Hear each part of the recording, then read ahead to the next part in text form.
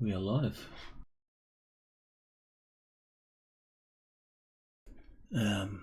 Hello, everybody. We are playing a one-shot of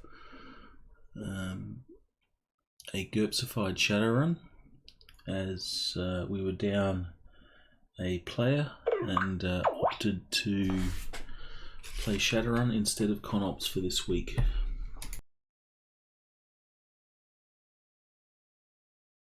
Huzzah!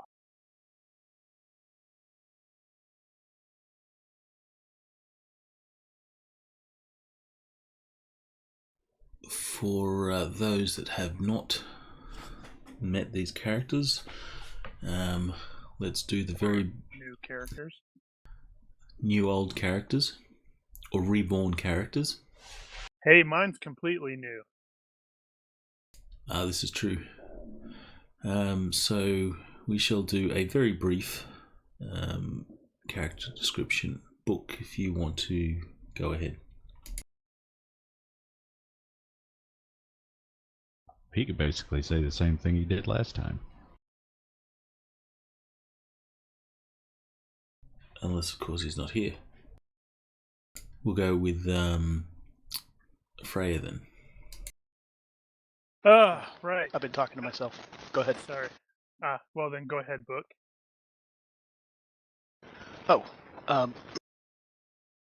Bookworm is basically a young college professor who runs the shadows by night. He's a wizard, Harry. Yep. Specializing in healing magic. You need to use crappy made-up Latin when you cast your spells. He's also a bit of a club goer. And womanizer. Though not necessarily successful. And drug user. Oh yeah, that goes with the club goer. Not always. In this case it does. And Freya. Even though it's got the R on there, it's generally just pronounced Frey.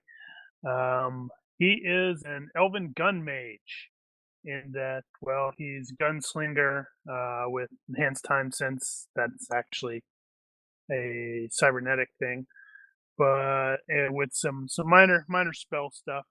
Former spook for the government, now turned Shadowrunner because an incident claimed the lives of his parents and his much younger sister. Well, she's not dead. She's just basically not quite a vegetable, but she's stuck in life support. Although she's also an ally, curiously enough. And he's a completely new character, so here's to hoping he doesn't suck. And Ditch. Ditch is a ripoff of Riddick. Although this version of him, this rebooted version of him, is not cybernetics based. He is magical. So Really?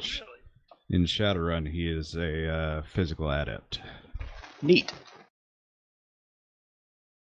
So what you're saying is all three of these characters are magical in some capacity. Well, now that you mention it, yeah. No mana zone for the win. Well, in my defense, my magical stuff is really limited, and I'm more of the cybernetics, basically.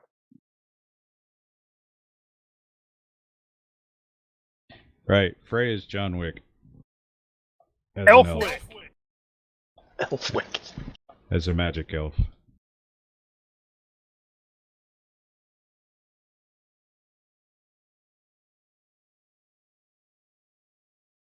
If I could have found oh man, now that I think about it, I should have looked for it. Try to find a thing of Keanu with pointed ears. Oh, we can make that happen. I would be surprised if someone hasn't already. Yeah. The internet being what it is.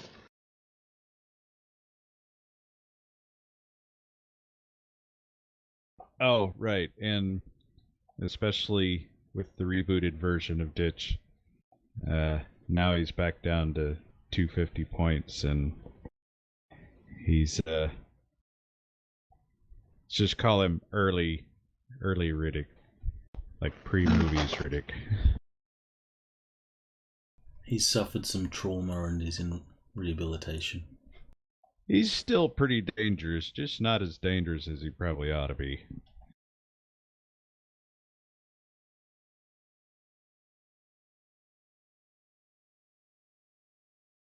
Speaking of all this stuff,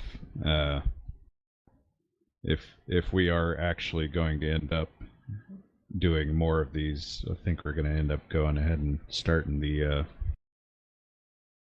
putting them on the wiki. Since Sounds we don't good. have that. That is entirely up to those people that. I guess we could put all that information on the wiki. This is a. It is a sort of. We're playing Shadowrun missions, so there is a story arc involved, reoccurring NPCs and stuffs. So yeah, wiki would help.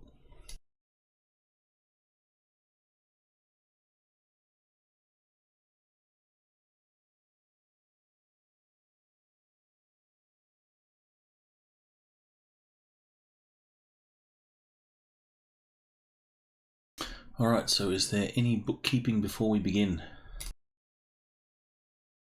I do have a question about the haste spell that you guys might be able to fully answer. It specifically states that it increases the subject move and dodge scores by up to 3. So my question is, based off of that, because you're, as I understand, the dodge is based off of the move.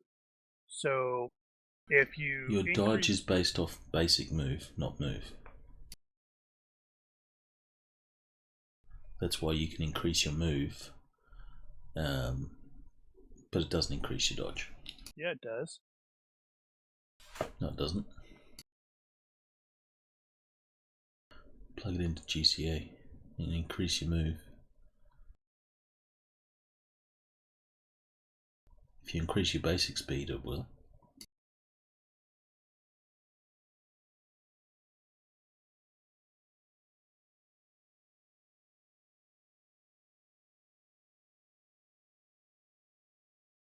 I'm waiting for it to stop saying not responding. Yeah, we had that conversation not that long ago. Yeah, okay. Right, well that answers my question then. Because I was thinking that seems like it's kind of double dipping. But clearly it's not.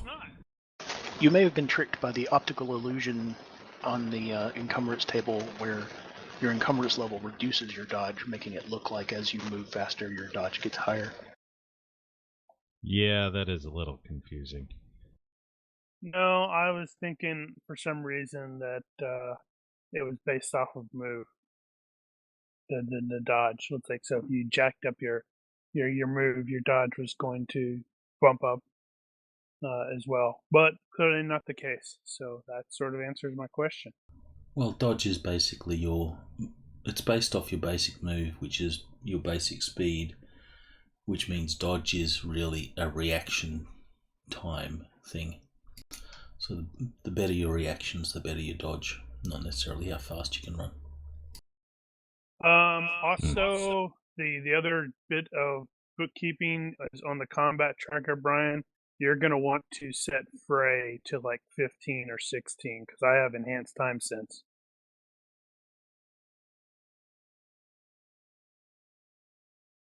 Right. So you go first, regardless.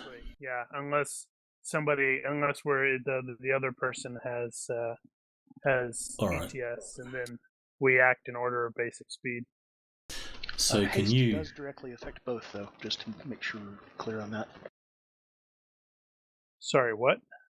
Haste does affect both move and dodge, though. It doesn't Yeah. indirectly affect But dodge. I was just thinking it was double dipping. Like, Oh, you gotcha. know, I was thinking, okay, say my dodge is 7 right now, and so no, my dodge is 11, and if I increase my move and or if I cast +1, that would automatically yeah, put I my see. dodge to 12, but it might also increase it to 13 based off of dodge or move. Yeah. Now I understand where you're coming from. No, it Yeah. won't. Alright, so I can't fix that in the tracker because it's linked to your character. So just change your basic speed to 7.1. That should bump you up the top. No. Oh, right, 7.1.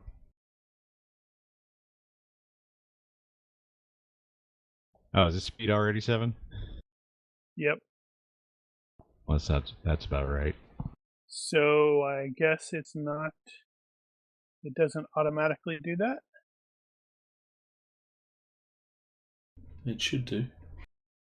I mean, I changed it. I changed in the secondary characteristics, but it hasn't changed it in the combat tracker. Huh.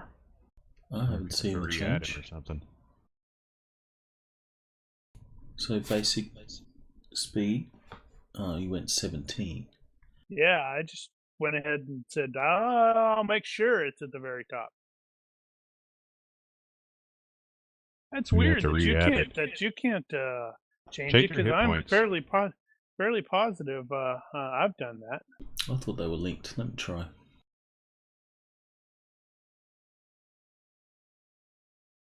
I need to get more hit points. Oh, looks like you can.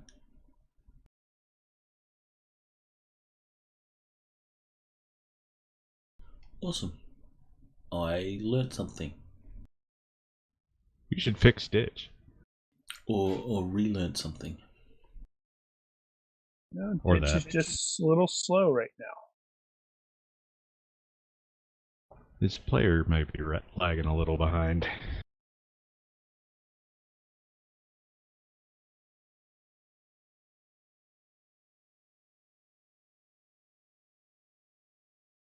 Oh, apparently it's round 11.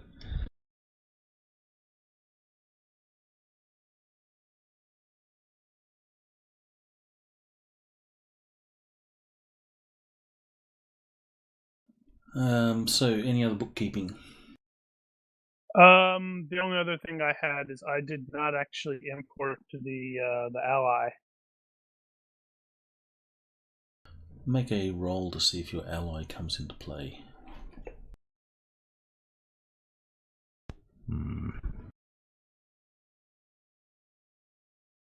So we don't have anybody left with enemies at this point, do we? I think I have a rival.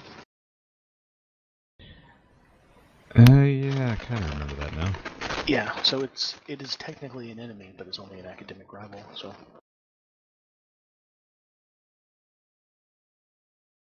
But it is 5 points, so he's equal in power to me.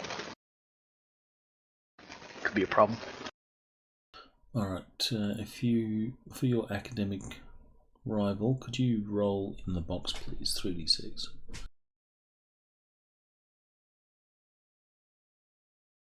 And don't look at the stream, because that's cheating.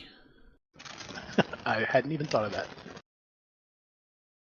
Me neither until now. I had realised that streaming while GMing means you're potentially able to cheat. Yeah, I think we're a little old for that.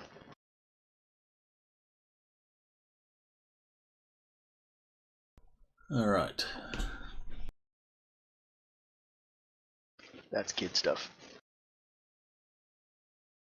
Was anyone taking the contacts and such from the previous campaign? I was previous adventure, I should say. we were actually starting over. Except, I guess, the first thing?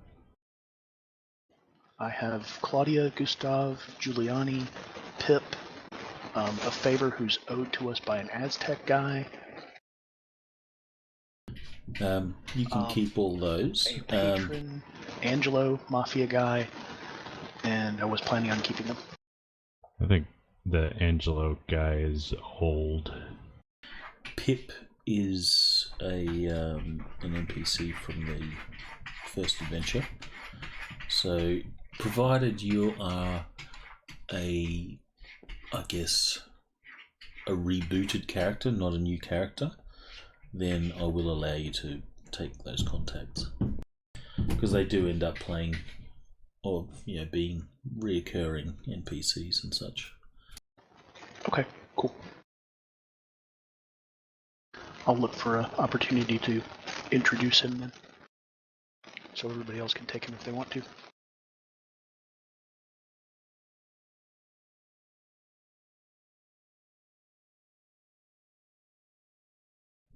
Alright, well, I shall begin.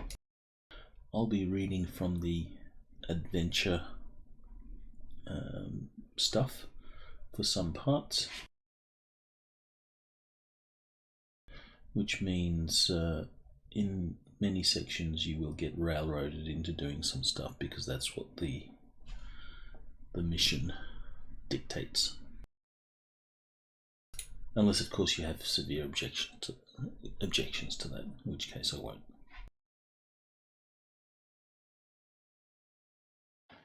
I think we can play along. Alright, Seattle, the Emerald Sprawl. It's cold and wet, a light drizzle soaking the city to its bones.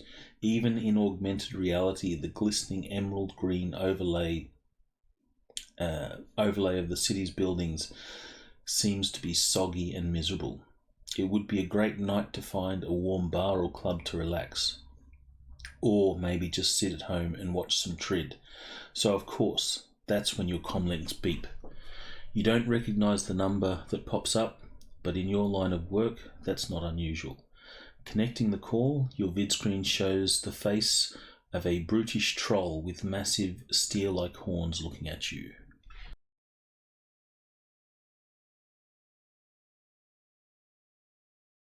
Oh no, I'm being prank called by a troll. Where is he? He's on my vid screen. That's where he's at.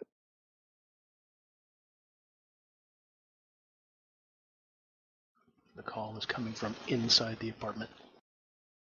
Ah! There we go.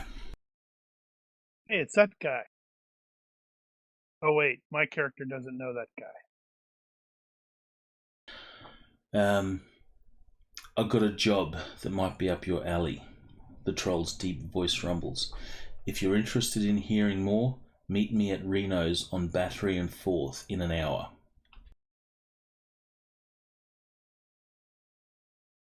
For argument's sake, Frey, you will receive the same call. You have had dealings with this guy before, along the same lines as the rest of the PCs. Roger Just in another universe or another parallel or something. In Plotland. That's right. Something happened. There was a noodle incident. I don't like to talk about it. Was it a recorded conversation or recorded message or a live conversation? It's a live conversation. No, I'll tell him I'll see him there. Is it a paying job? If you ask, he says, of course. Then I'll see you shortly. If anyone has body language, you're welcome to make a roll for me. What is... Oh, never mind. I thought I had it. I think previous version of this had it. No body languages? Nope. Just exceedingly high perception. Gonna have to make a note. That's another one of those skills that I should have had. Right. For the record, Frey is our face man, such as we have one. I don't know. John Wick, it's not all that facey. But I'm He not might John be Wick, I'm Elfwick. Well, Elfwick is kind of in your facey. People keep asking if I'm back. I'm thinking I'm back. Ooh, that comes out next week, doesn't it? Mm-hmm. Wow, that sounds like an excuse to rewatch number 1 and number 2. If you needed one.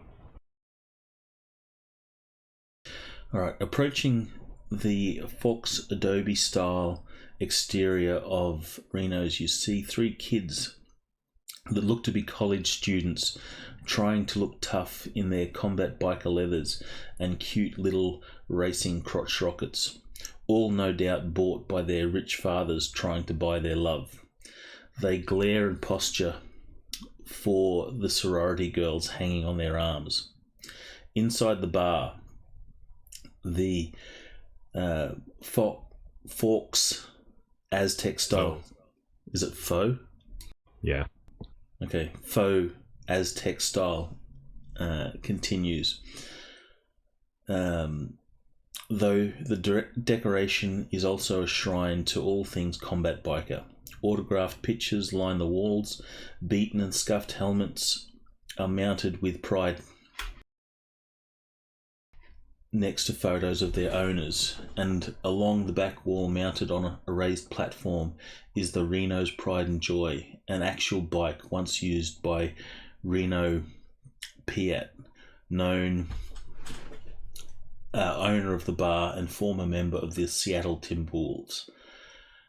The dinner rush hasn't started yet, so there's only a handful of patrons sitting up at the bar. At the back booth, you can see the hulking troll you spoke with earlier.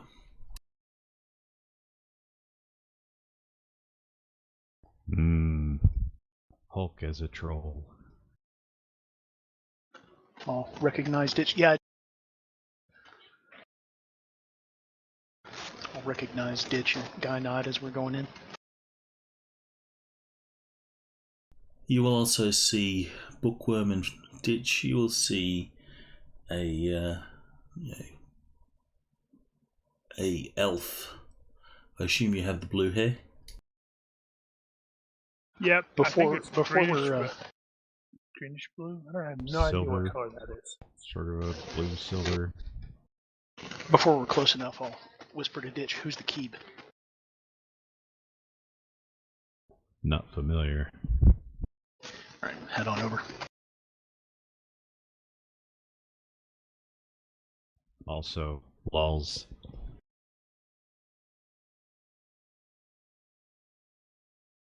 From now on, every elf will be a Keeb. Oh yeah. Is that standard Shadowrun? I've never heard that one. Oh no, that's just among my group. It's not from the official stuff. We just started doing that.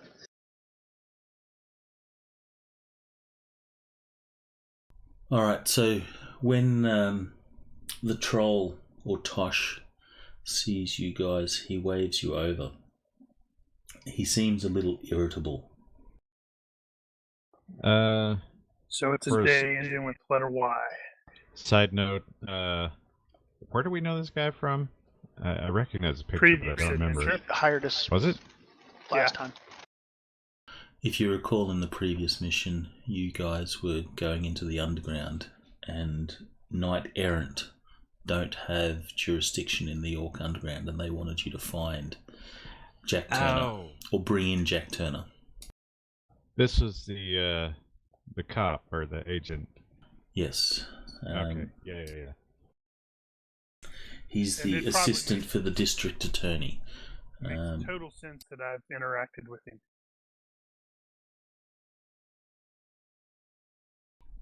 Which means in your I interaction, wasn't all that excited about helping. in your interactions, Frey, you would know that he has a distinct problem dealing with you guys. You know, he's the sort that thinks that he should be arresting you instead of paying you. Well, he's generally right. But you know, he has his orders from Dana Oakes, district attorney. Sorry, assistant district attorney. She is. She just thinks she's district attorney. Yeah. It just occurred to me that since the last mission we did is canonical, that means I get paid. Although, since it's a reboot, You spent it. You get the joy of having been paid, but not have the money still. You spent Already all spent the it. money. He spent all of the money for a character rebalance.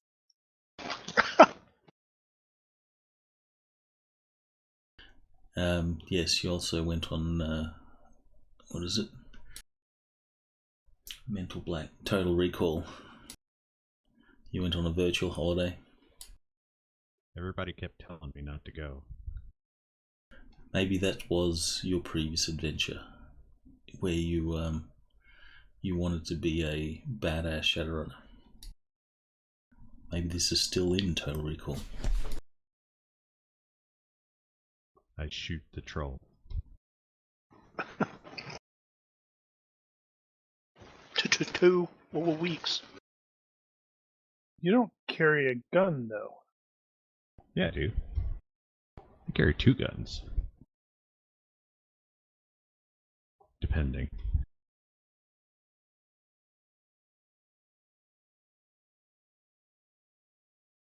You called Tosh?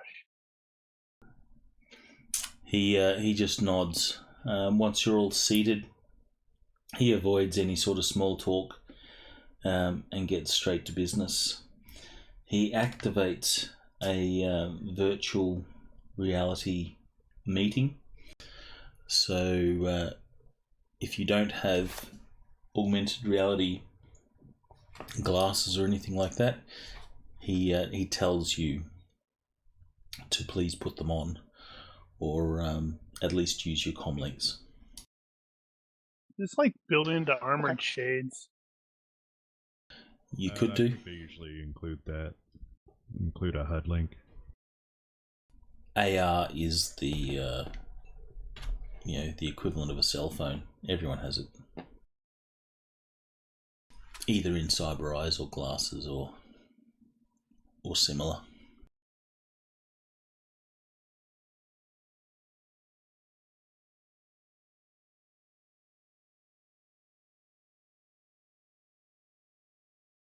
All right. So, as you put on your glasses and are entered into the VR meeting, you will see an image of the Assistant District Attorney, Dana Oakes.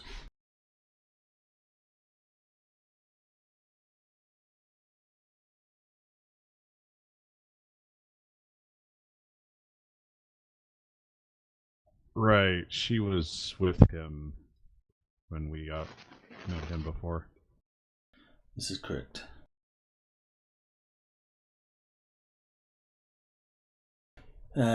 What will your augmented reality avatars look like?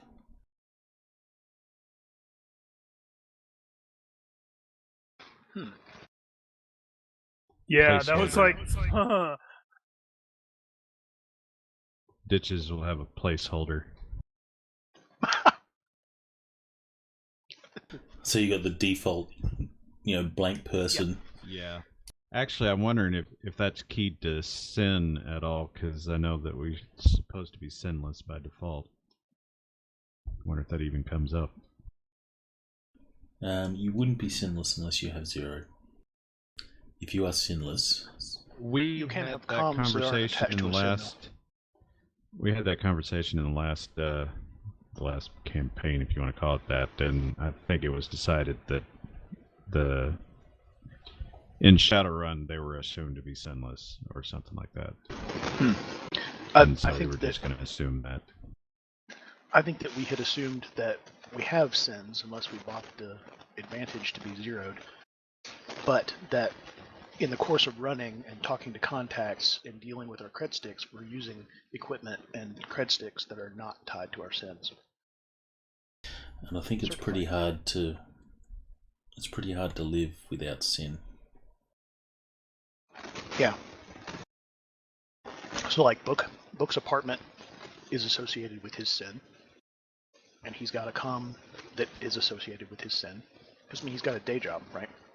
But I also have a phone that Tosh doesn't know to call me. I mean, that is the one that Tosh knows to call me on.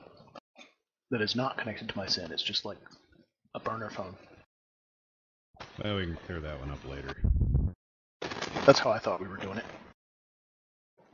If it's more convenient from the GM's point of view, since it is a reboot, we can just say that you can't get away from your sin unless you have zeroed.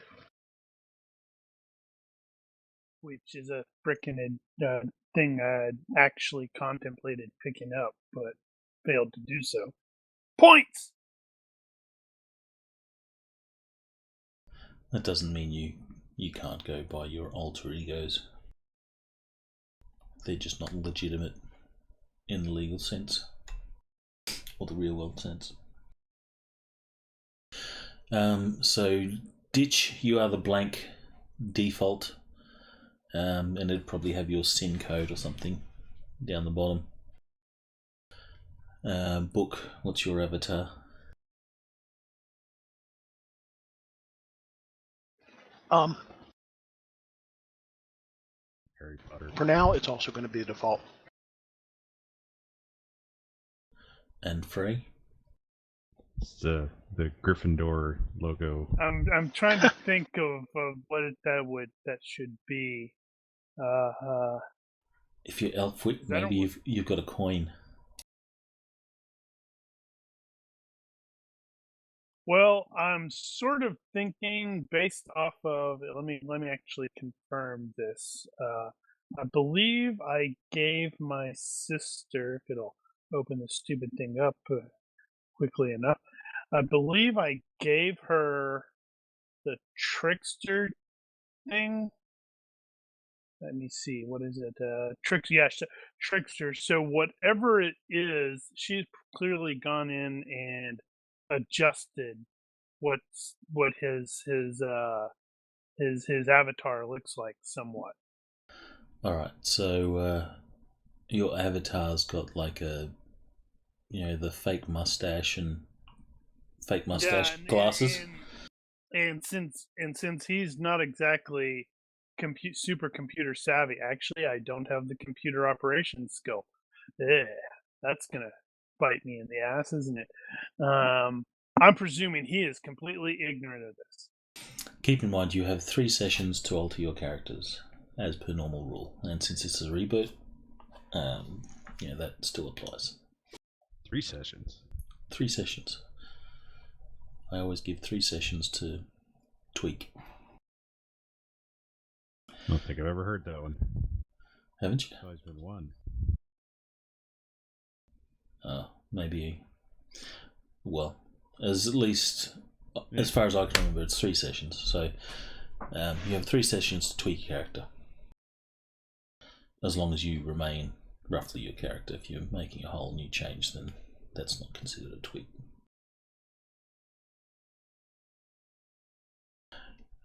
So in this case, since it's a VR avatar, Frey, you won't even know that you've been altered. Yep. So you will get a strange look from Dana Oakes, who looks exactly like her avatar.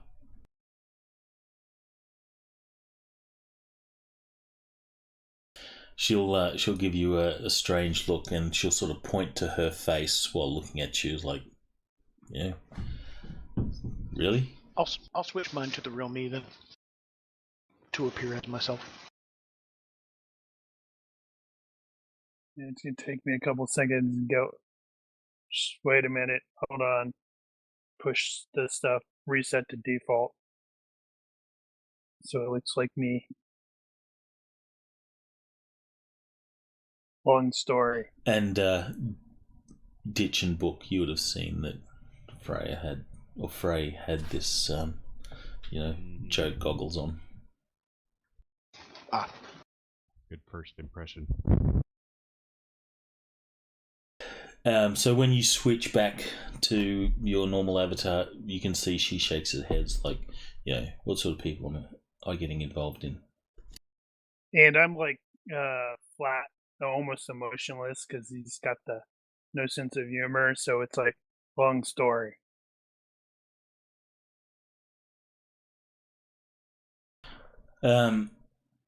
Once you're all assembled, you can see Tosh. His avatar again. It is the his actual look, and it has his sort of police identification or knight errant identification on his avatar badge number or whatever, and he takes up a position sort of next to Dana. She begins, "I dislike turning to those outside the law," she says after a brief pause. "However, I find myself yet again needing the services of your kind. Crime in the downtown district has risen considerably over the last 6 months. The so-called tempo wars that plagued our city shook up the crime syndicates, and a number of new players have risen into power. One of those has been brutally seizing as much power as possible. Prostitution rings and a massive increase in the number of drugs and dealers coming into the downtown are bad enough, but the violence between the various syndicates and gangs has skyrocketed in the last 2 months as a new player has attempted to wrest control from the rivals. There have been at least 20 casualties so far, members of the Triad, Yakuza, and Solpa rings. Unfortunately, this violence hasn't been confined to the underworld. There have been more than double that number in innocent deaths. Last month, 2 members of Detective Athak's Special Crimes Task Force attempted to infiltrate the organisation of a man known only as Junior. We found one of these men shot execution style 2 weeks later. The other has missed his last 3 scheduled check-ins, and we assume he's dead as well. Whoever this man is, he's smart and well connected. So we need to turn to someone outside the chain of command. Needless to say, none of us are happy about this move.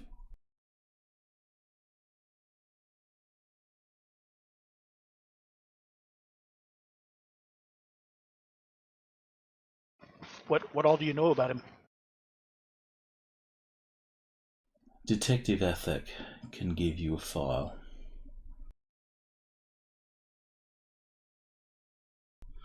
For if you are to take on this job, I'm willing to issue you with temporary bounty hunter licenses, at least for those of you that don't have them. These will expire at the end of 1 week.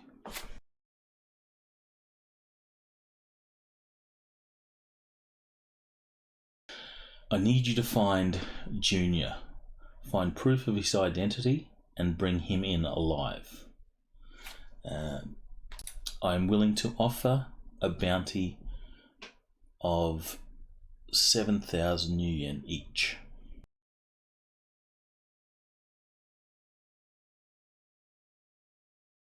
Alive. And I will caution you, there are to be no civilian casualties. And I strictly need Junior alive for prosecution and information.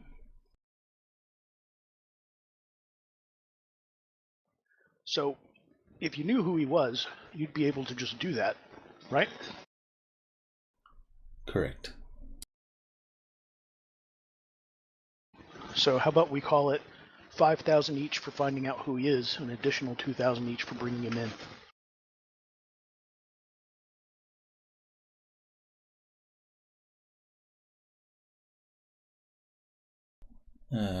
Give me a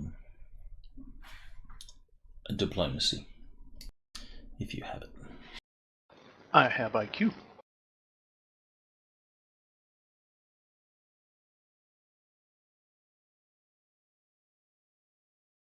Apparently, I'm not very convincing. I think it's -6. Give me a reaction roll, please. In the box. Add any reaction modifiers that might come into play.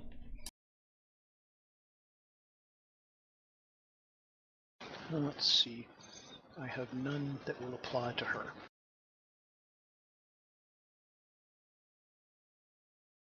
You have lecherousness.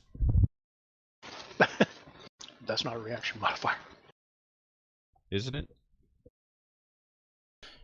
She says, It's more of an automatic bad reaction. she says, I can't do that. The bounty only pays half if he is killed. But if that happens, I will cancel your licenses immediately. Okay. Well, what do you guys think?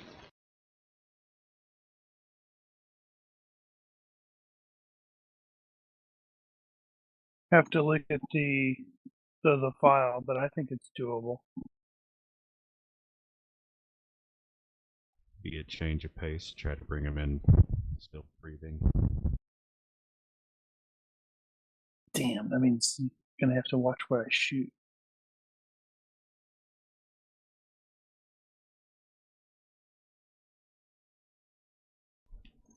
It is like, bring him in alive. The doesn't say much about kneecaps though. Yep.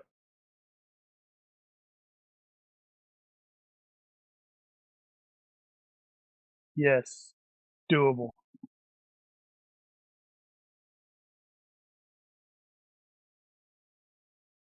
I'm not going to ask if mostly dead is okay. Because you would probably get... Yes. You'll probably get disapproving looks. So is there any negotiation on the price or anything like that? I don't have the skills for that.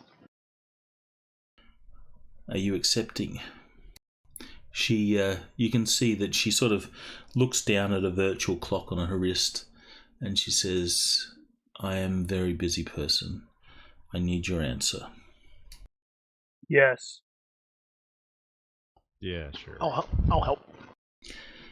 You can see that she does something in VR and all your comm links go ding, ding, ding, as you can see a bounty hunter license, an official bounty hunter license has been added to your accounts, in quotes. Nice. With the expiry date being 1 week from now. And there's a whole list of terms and conditions, what you can and can't do and all that sort of stuff, but no one reads those. You just click accept. I'm gonna read it. I wonder, actually, is that something that whatchamacallit, alter time rate allows me to do faster? No, but what it would do is if the page... Not alter time rate, enhanced time sense. I need to make sure to get that right. They're quite a bit different. If somebody were to run past you with the page right there, you could actually read it. Because you don't get motion blur. Well, yeah, if someone tries that, can I read it? And they hold it up for a split second and put it down. And they go, there you go. I'll let you read it. You'd actually have read it.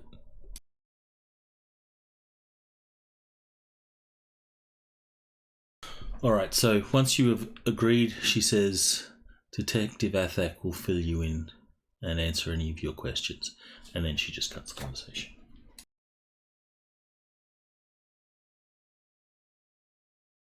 When she leaves, Athak will also derez from the virtual meeting, and you will see that the AR contacts that he has sort of, deluminate, and you can see his, gorgeous deep blue brown eyes.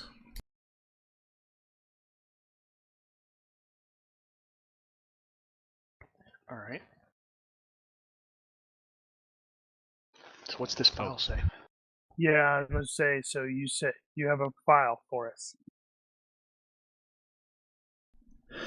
He will produce a file.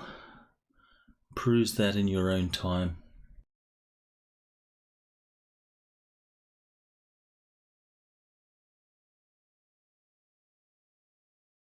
But he will give you some basic information. He says, unfortunately, we have little information to go on.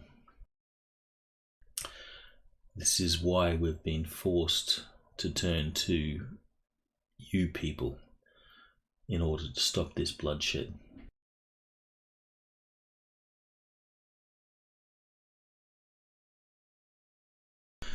He will give you the names of the two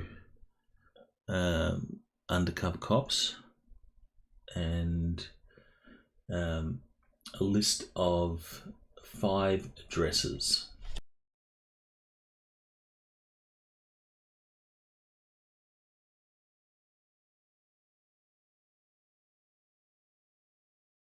What are the 5 addresses for? One moment.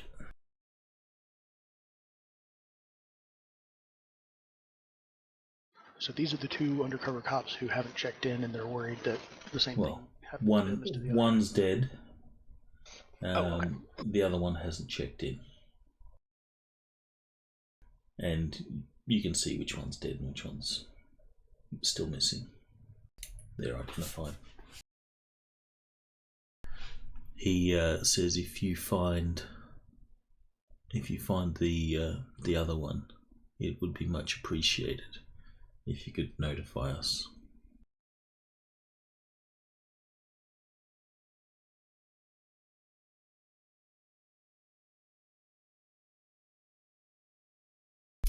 He tells you that Knight Errant have a number of bars under surveillance, though if you push him, he seems to be really reluctant to divulge which ones those are.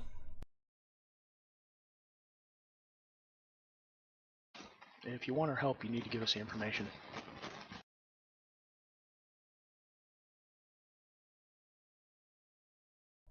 I'll give you information on these addresses that I'd like you to check out. There's no need for you to know which ones are under surveillance. Well, there's no need for you to know of our ongoing investigations.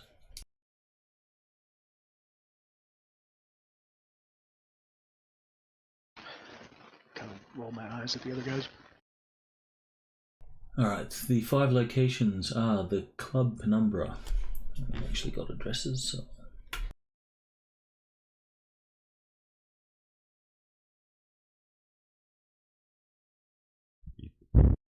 If you tell us who's looking over our shoulders, they might not get stabbed in the face. Or shot. Well, they don't know who. It's better they not know that you're under employ. You do have your bounty hunter identifications, so you can use those. And as Dana Oates has requested, civilian deaths are not tolerated. She said casualties. I'm much more happy with it being specifically deaths. Noted.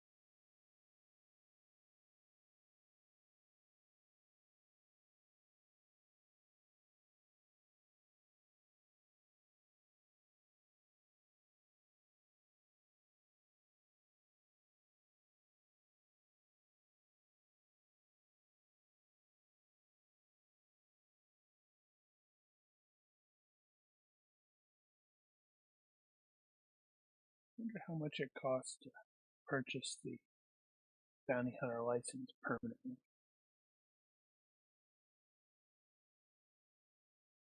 I believe. Whether it's worth it.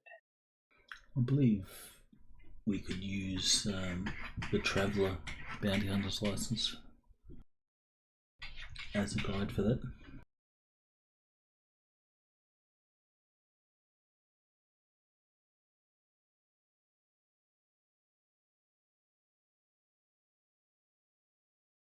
Ditch is feeling very conflicted.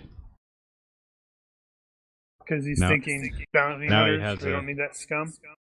Now he has a bounty hunter badge. He feels a strong urge to kill himself.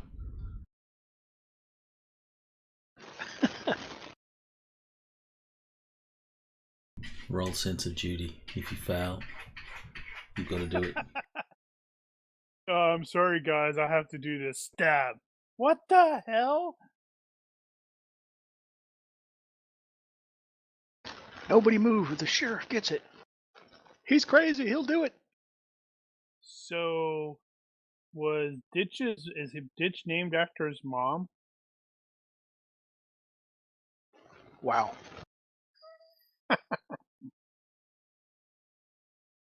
I'm actually a little frustrated at Fantasy Grounds because I was hoping it was going to sort the characters according to names, because I intentionally went for F names since Bookworm is like B, C, D, E, F.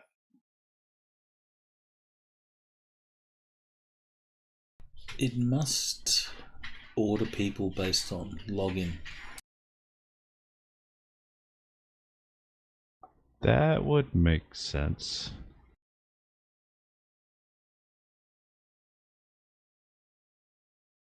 I do wish. Actually, my bad. The first 3 addresses are the ones that are under surveillance, but you don't know that. Go! So I need to delete those.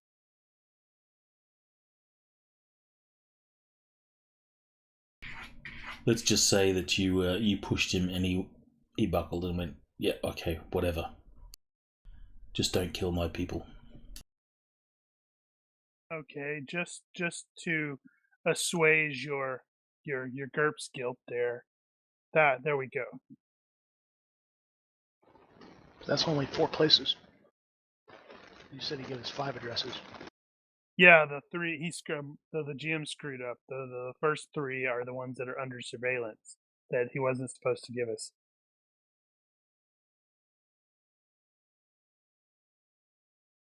Well, yeah, but all he gave us was the addresses, other than saying out loud that the first 3. Or he's only giving us 4. The other addresses are actual addresses, and you'll find out what they are when you'll find out what they are when you get there. Ah, okay, I understand now.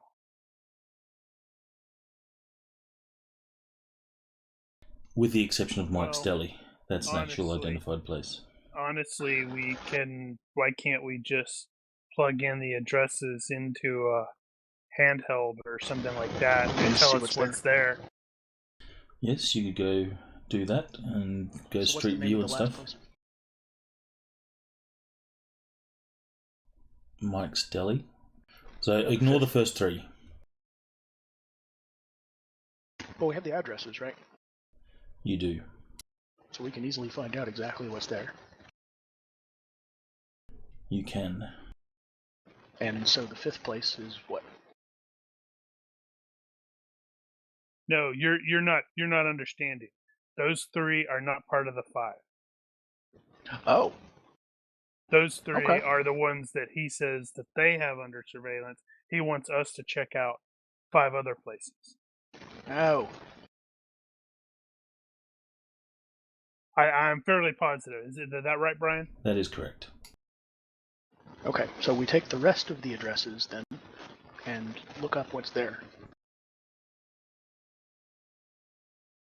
All right. One of which is apparently Mike's Deli. One of which is Mike's Deli, yes. Detective Athak will say, if you do not need me, I am busy. I will take my leave. So is that the extent ya. of the file that he gave us? No, you have the file as well. Okay. Start glancing through the file then. All right. So no questions of Detective Athak. No, I don't think so. The organization that Junior is in charge of, do they have a number of or an estimate number of people that AZ's got under his control? You're asking Do you him? even know what organization he's in? He says, we're not certain, but we do know that he is somehow involved with the Finnegan's crime family. Oh, Finnegan's? The Irish. Yeah, like the dude in Star Trek. If anyone has, current affairs. Nope. What is it, current affairs?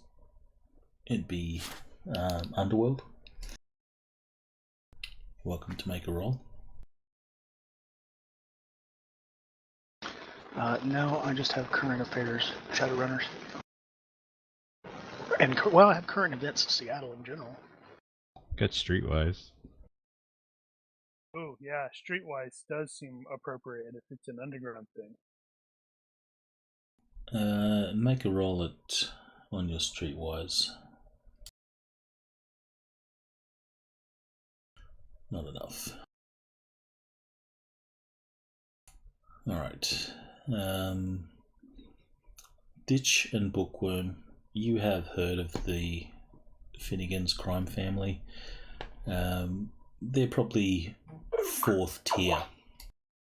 So you have, your big ones, Mafia, Yakuza, and Triad. Then you'd have sort of Finnegan's. Actually, I should say 2nd tier. And they're all involved in the same sort of stuff, prostitution, drugs, extortion, the usual. Alright. Alright, so if there's nothing else, Athak will, grab his stuff and leave.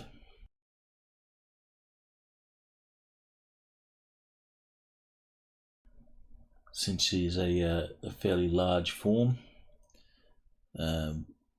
shuffling past you guys is a little bit tight.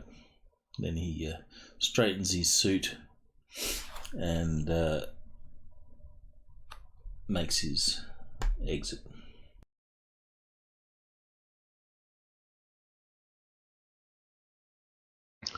Cool. Right. So realizing it occurs to me that I have not actually been introduced to everyone, so I'm going to at least introduce myself. It's, known as Frey.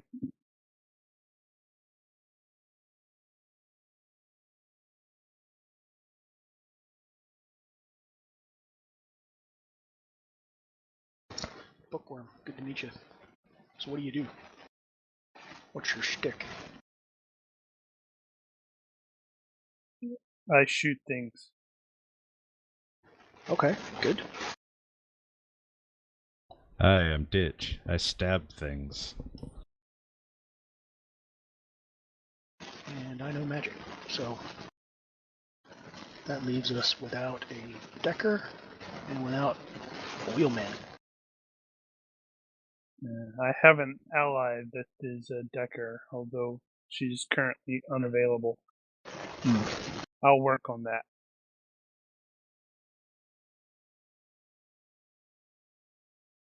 Let's see what's in this How file. much that's gonna cost me.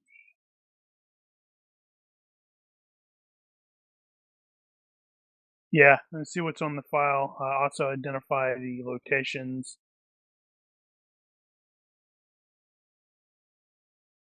Alright, the file, as was mentioned, is pretty slim. It is basically a police file. There is some redacted information, like officers that have are working cases and stuff like that. But it basically tells you that Junior, no one knows who Junior is. He's very careful about hiding his identity. When he has been seen entering a place, he does so sort of undercover, but he at the same time he's not seen leaving. How he does that is unknown. At least when they suspect they've seen him, they haven't been able to identify him. He's been very good at keeping unknown. There are a number of places that are under surveillance, and those places have been listed, and what results have turned up from it. There are actually, give me a research roll.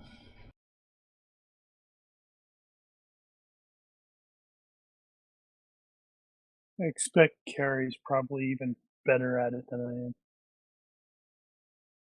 But since he's AFK, you may have to roll off his.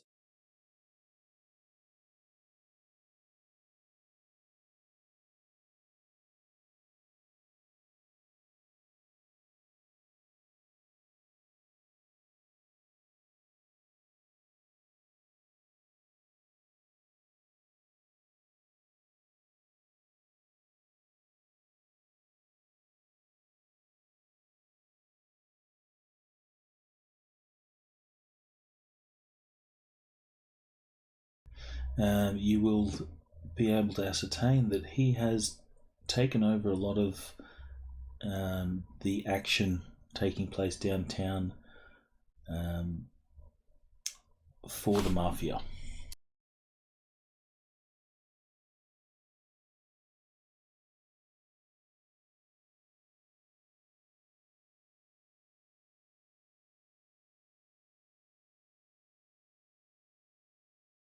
That's interesting if he's taken over the stuff for the mafia, but is connected to the Irish.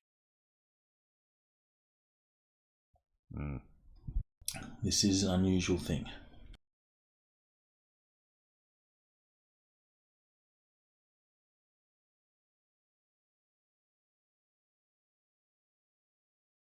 There is also a place called Murphy's Law, which you are easily able to identify as being an Irish pub, and it's believed he hangs out there sometimes.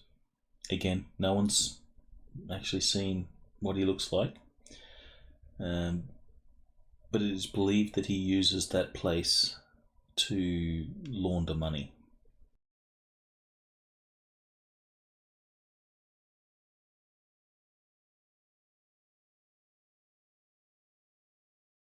And that's on our list. That is not on your list to check out.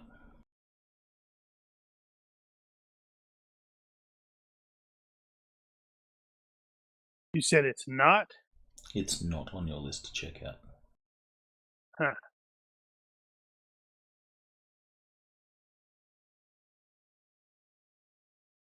Alright, well, what is the closest one of the ones that the locations they want us to check out?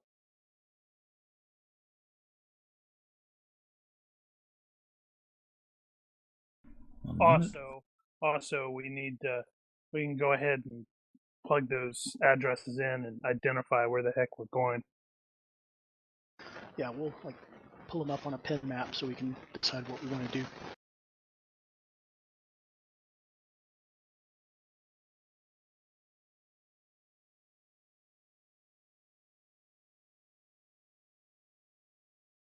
All right, Mike's Deli is looks like a small one-man operation in downtown.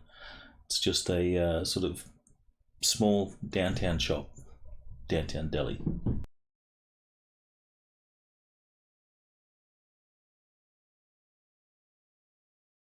The second location is an ancient apartment building.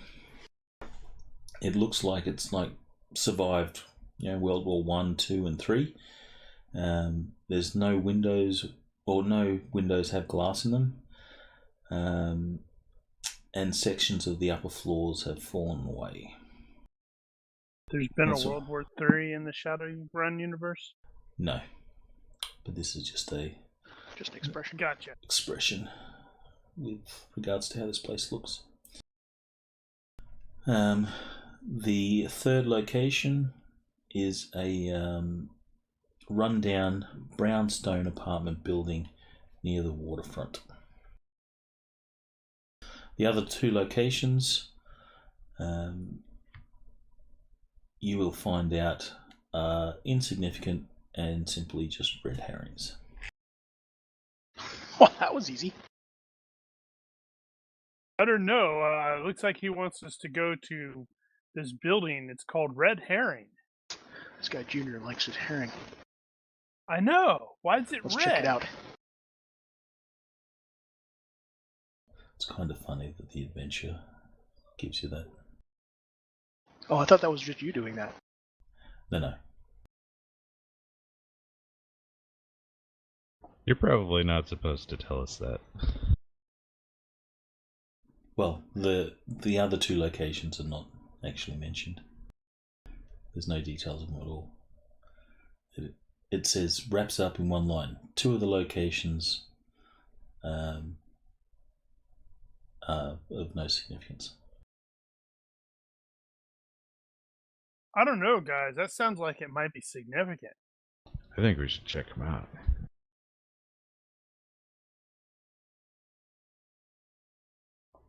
I have got to take a break. Why? I have no fucking clue. We just got started. I'm gonna be out for a bit.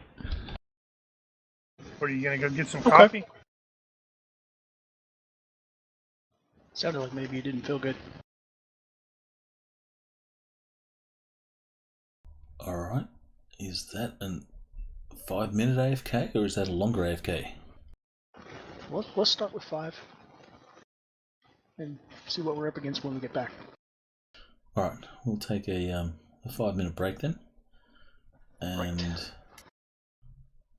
Phil, if you're able to find out from Daniel, We'll comply. Right. Taking 5. Great.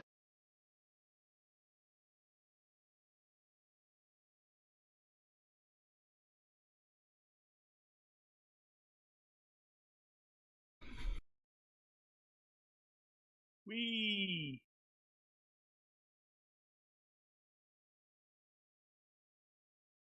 Okay, so since 2 of those addresses we quickly produce or determine that they are red herrings, I'm guessing those are the first 2 that we go to. Or that you will go to. Right. Okay.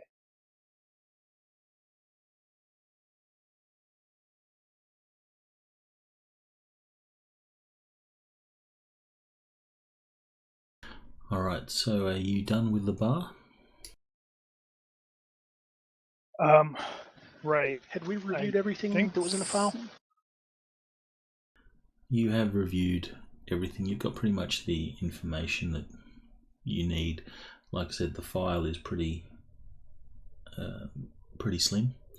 There's redacted information, and the police really don't know much other than some places that he frequents.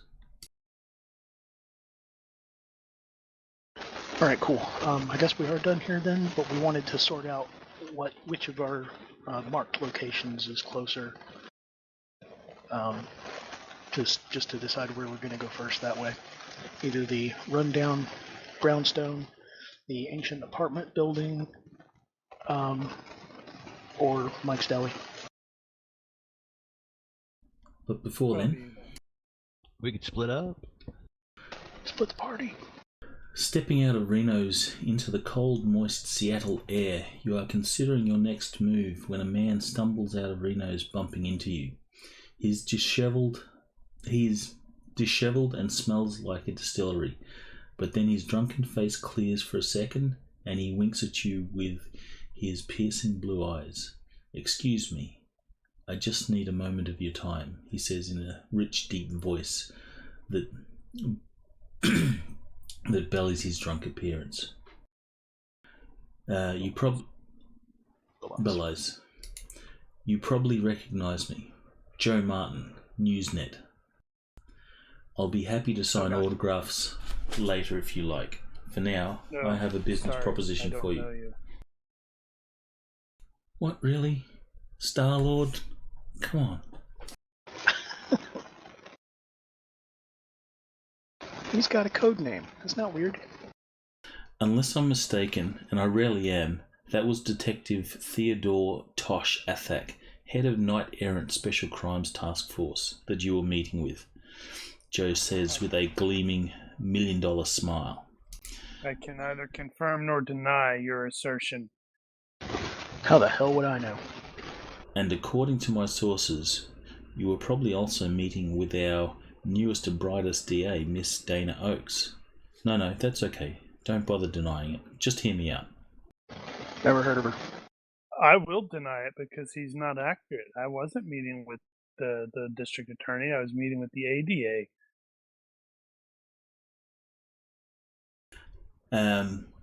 I'm the face of news here in Seattle. My news reports are seen by over 2 million viewers locally and by hundreds of times that number across the globe. My job is to get the news to the people. I know Dana Oakes has been recruiting deniable assets, as the corps like to call individuals in your line of work, to collect these so-called bounties she's setting on members of the organised crime rings.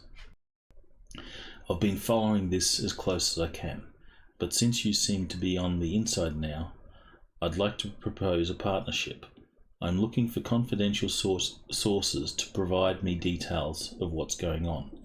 I'll keep your names and faces out of it, but if you can provide me with as much information as possible, names, dates, locations, video, whatever you can, I can return the favour.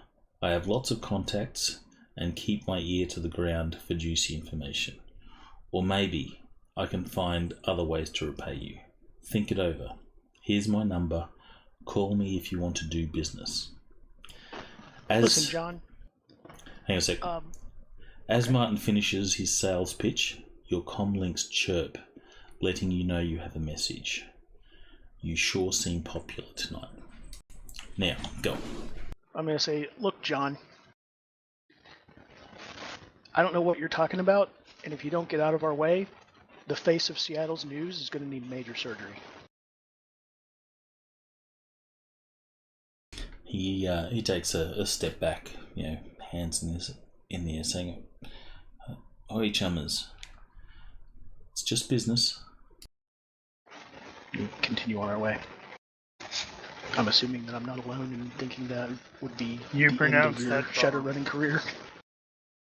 I can be useful to your cause. I have a great line of contacts. Yeah, in exchange for selling out the shadows to the news. Dumb. That would not be good. I'll keep your names and faces out of it. No one will know that you're I wasn't providing talking to him. information. I was talking to that was meta talk, table talk. Yeah, I tend to agree with Carrie there. Plus, it occurs to me, Frey has code of honor professional, so she said keep this quiet. So he needs to keep this quiet.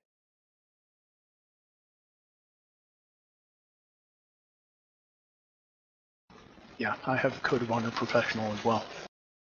Yeah, I have no idea if Ditch is gonna stab us in the back. Maybe he's I was just gonna on- say He's not much of a snitch I either. don't have a code of honor professional, but I'm not gonna stab you in the back. So well, you might. I'm more likely to stab him in the back because he's Ditch is annoying more of me. a front stabber than a backstabber. I don't like side jobs. As you push your way past him, he's basically talking to your backs. He says, "You have my number. My offer's always on the table. Call me." Good night, John. And you leave him behind you. Does he say hopelessly, "It's Joe"? Yes, it's Joe.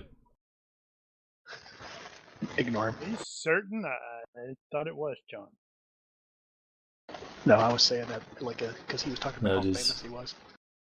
It is Joe That's Martin. Cool, nice. Yeah, that's why I Nice. called him John.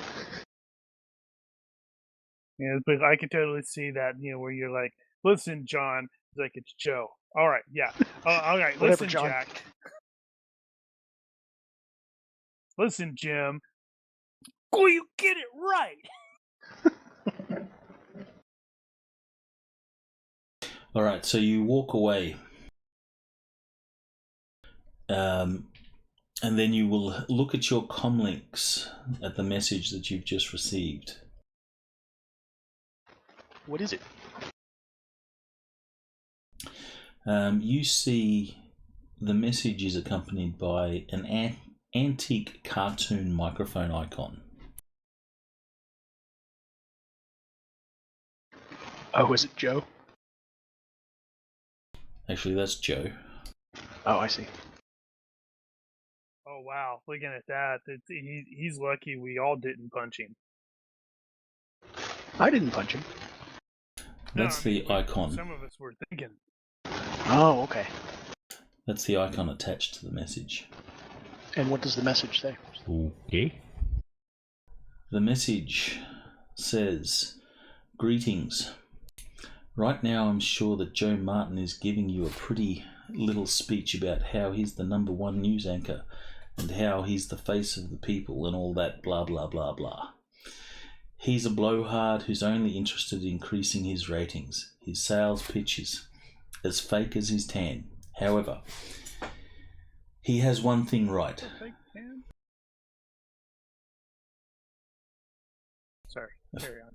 However, he has one thing right. His business with ADA Oaks is news. It's nice to know that someone in the government is taking initiative. My offer is the same as Joe's certainly was. 1,000 to act as a source and provide me with as much information as possible. In return, I'm a good friend to have, with eyes and ears everywhere. Who am I? I'm sorry. Where are my manners? My name is Athena. Well, my name is Athena. Athena Tatopoulos. I'm the editor-in-chief at KSAF. When you're done with this business, if you decide to work with me, drop me a line. You can reach me at LTG21761269 and don't worry, all information given to us is strictly confidential. Message ends. Block. So, yeah, all of us got that? You all got that. So, here's a question. Can I forward this message to Tosh and basically let him know, like a sort of a email, B-mail, whatever, say, your department clearly has a leak? Oh, that's a great idea. That's a better idea than just blocking the message. Go ahead, do that.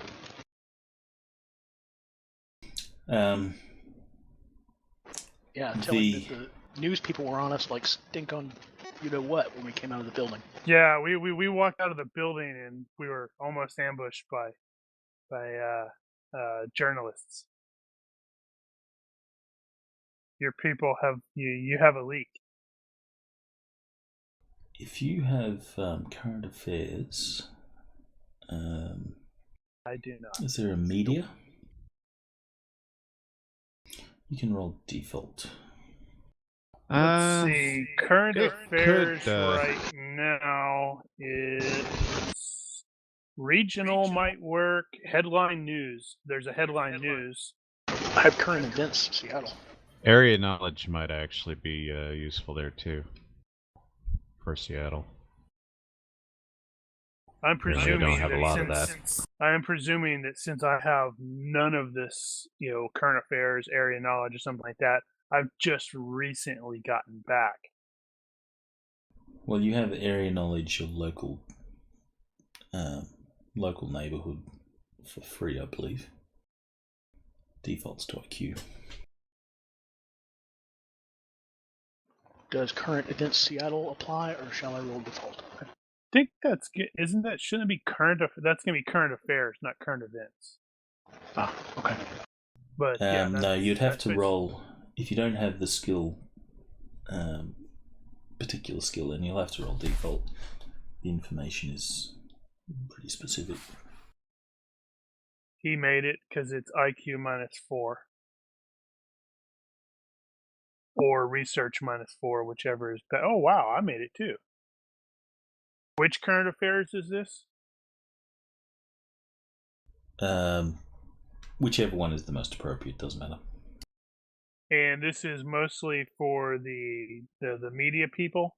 Yeah.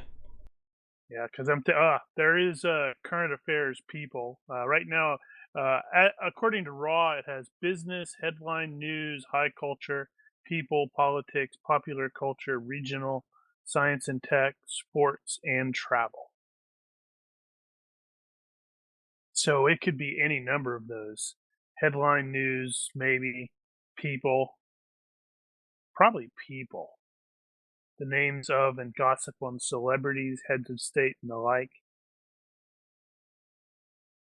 That will work. So both Book and Frey, you succeed. Alright, so you will have heard of both of these individuals. Athena is the editor-in-chief at KSAF News Network.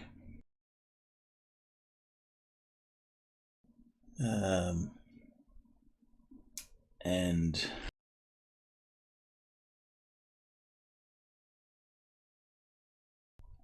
Martin is a news anchor at Newsnet. At Newsnet. So how does Tosh respond to this information? Well, I guess that's a question. The message you get back from Tosh is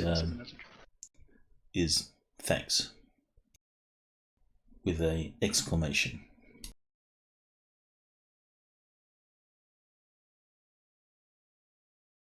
Maybe it'll make up for his less than awesome VR appearance. However, Book, you have a little extra information on Athena. Okay. She has an extensive network of informants and reporters, and she is in the pursuit of corruption, especially in politics and corporate affairs. She's after my meal ticket. She's kind of like the Julian Assange of the news network.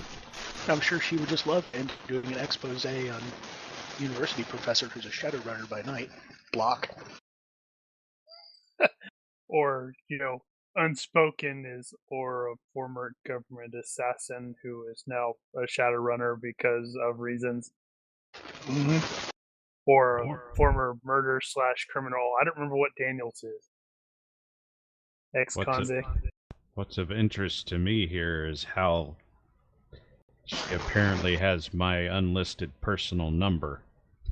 All of us. That is indeed a mystery. Yeah, so this whole thing is blown wide open, really. We should probably just drop it. I need the money. I could use the money too. Well, let's see if we can find the guy and just watch our backs for these news people. Oh, it should also be noted, since we were rebooting characters, that you can only spend 20% of your starting wealth. The rest goes into your lifestyle. So you should all be very broke at this point. Got it. Or mostly broke. Pretty much broke, yeah. So you only spend 1/5 of your starting money? On gear, yes. Wow. I've made so many characters and spent most of their money. Which also, apparently, our starting wealth is not standard TL9 either.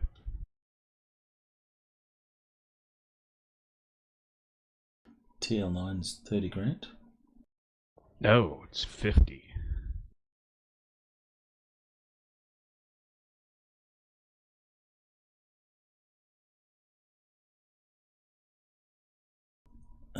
Okay, so the 30 grand may have been a mistake then. 30 grand may have been a mistake. So we only have 10 to spend. 10 to spend on gear. The rest is tied up in your lifestyle. An apartment, vehicle, that sort of stuff, yeah. clothes, the sort of stuff you'd have normally. If, of course, you have wealth poor, then that also will reflect on your lifestyle. I'm just taking regular. Yep. Right, so the first two locations you investigate, and they're nothing more than a waste of time, and turn up nothing of interest. The next location on your list is Mike's Deli. I'm assuming you're all going together? Is it open now, or do we need to go in the morning or something? It is open. I think we should all go. That reminds me, did they give us a frickin' timetable on this? Like, hey, yeah, we need this knocked out. Our licenses last a week. Right, within a week. Gotcha. I took that makes sense. Time limit. Makes You sense. weren't given a specific time, but I guess if you're making headway, then your licenses could be extended. There was no mention of a time limit. Cool.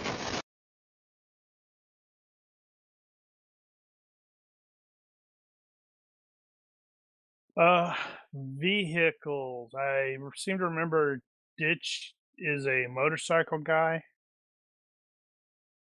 Right. Is that correct? And I Yeah. think, didn't you say Book doesn't actually have a personal vehicle? He does. does He the just has like a train regular stuff. car. He prefers to get around by public transport, but he does have a car as part of his lifestyle. Yeah, because I honestly had not given any thought to that with my character. I've got But since we're going downtown, we can do public transport. automobile, so clearly I own a car.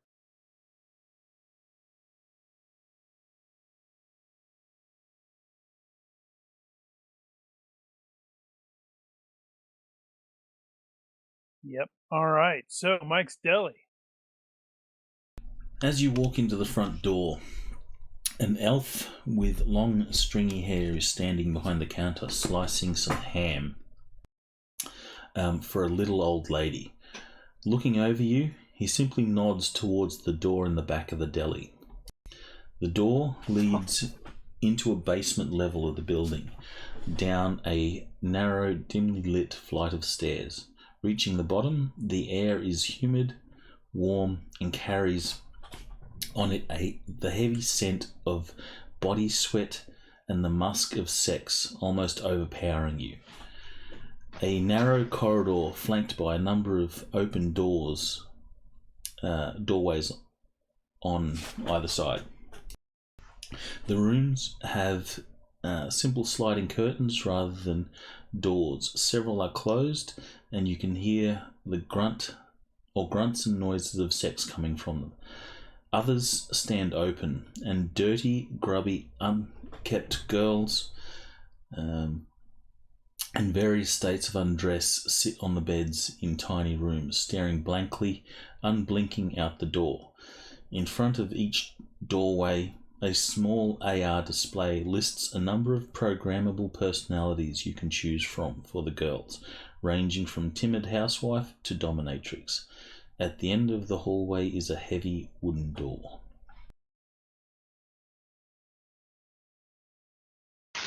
Do not buy the ham. Telling you. Unsanitary down here. Man, I was already a picky eater, and now I'm more of a picky eater. I guess we'll go to the door at the end of the hall.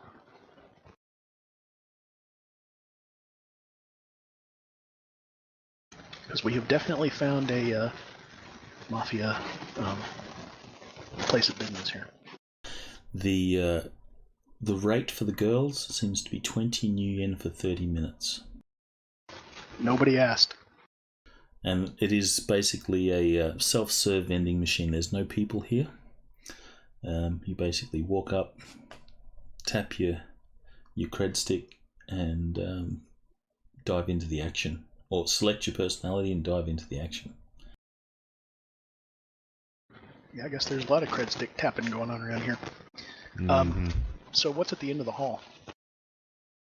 It is a large wooden door. Is it locked? I ask to open it. You attempt to open it, and it is indeed locked. Let's see, what do we have for that? Give me Son of a butt monkey, that's another one I missed.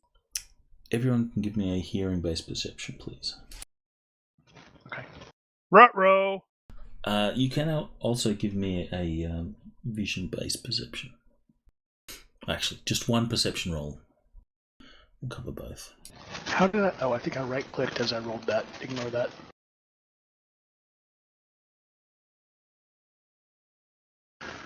There we go. Why am I ignoring your first one? Because I accidentally right-clicked and turned it to 4 dice as I dropped it. I did not know you could do that. Yeah, whenever you pick up dice, you right-click to increase the number Yeah, but it's still... you have held on the cursor. Yeah, it still was rolling on your attribute. Oh, huh. That's interesting. You can do that to any roll. That's interesting. Wow. So you start the drag, and then you add a dice. Yeah, I just double click on it for the most part. And the funny part is, even with 4 dice, you rolled better first time. That is funny. That is classic me.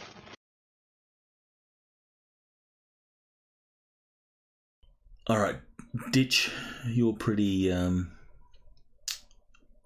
unobservant. Book, you will hear, or you will see that the door is in fact steel, made to look like wood. Huh. So you can see sections of the door, the wood veneer has sort of broken off, and you can see there's steel underneath it. Frey, you can hear the muffled screams, or you can hear faint muffled screams coming from the other side. Okay. Roll IQ. You can clearly identify the screams as being that of a woman or girl. All right. So that clearly needs to piss me off.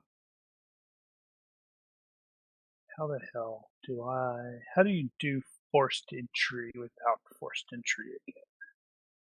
You just kick the door. Crowbar. But it's a steel door. Then I didn't tell you that. Yeah, but you you would have, significantly yeah. with the perception there. So Frey, you noticed it's a steel door, plus heard the screaming. So, Roger. yeah. No, I understand. So the pistol is definitely coming out.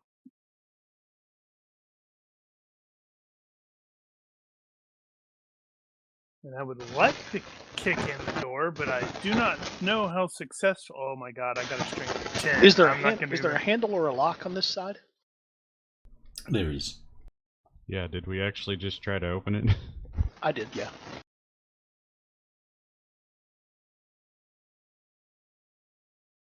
There is indeed a handle and lock. Alright, well, I think the fastest way to get this door open, since it's locked, would be to bang on it and have whoever's on the other side unlock it. Assuming that who you hear is not alone in there. We could try that.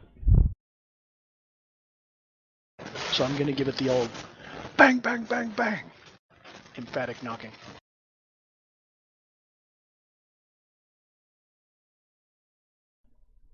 You bang, and your first banging is ignored. You bang again, and you hear the sound of someone yelling out from the other side. We're busy. Just help yourselves. Tap your cred stick, and the girls will do what you want them to do. Bang again. Get ready.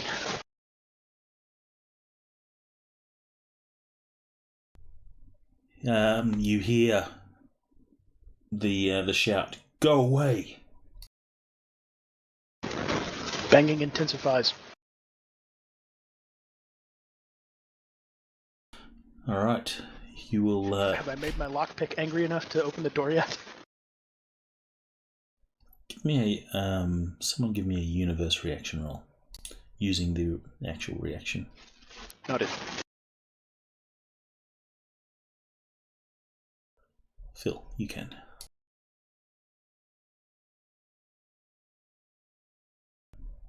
All right, the door opens, to a slit, and you see the face of a guy who seems pretty, pretty low life, shitty, dirty, unclean, smells, hairy, poor hygiene, that sort of thing. Opens the door, looks out and sees you guys. You can see as he looks you up and down, there is a look of concern in his face. It's like, you guys have that we're badass aura. And, you can see that he's about to say, fuck off. But then, just through a slit, says, what do you want? Open the door.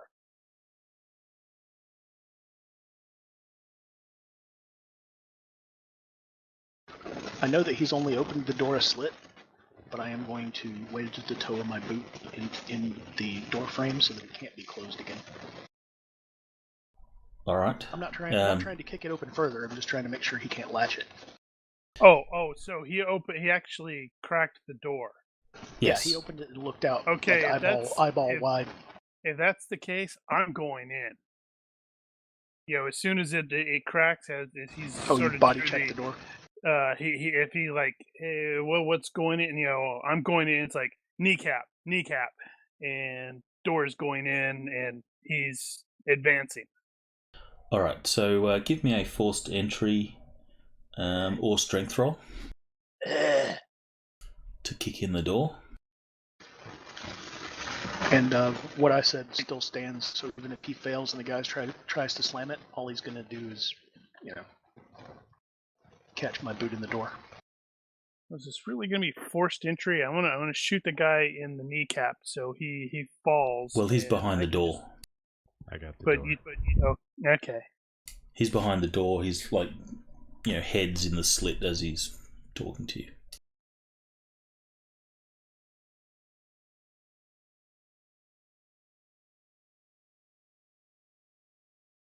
Luckily, Ditch kicked the door.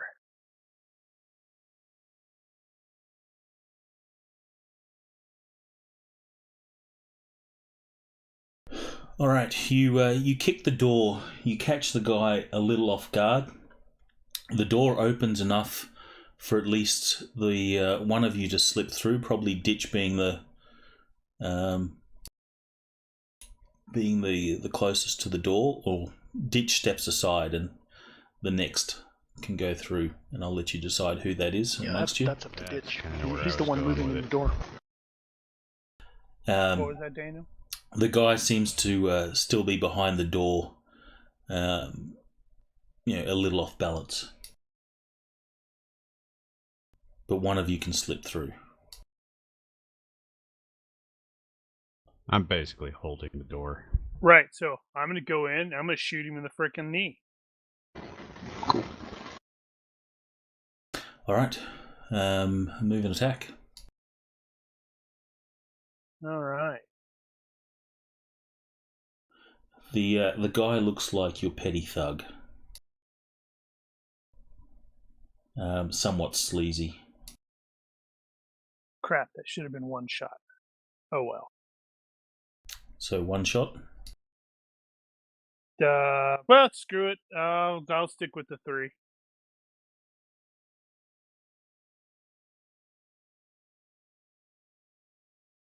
Did it subtract your ammo? Oh, actually, yeah, I guess it did. Huh, I didn't notice that.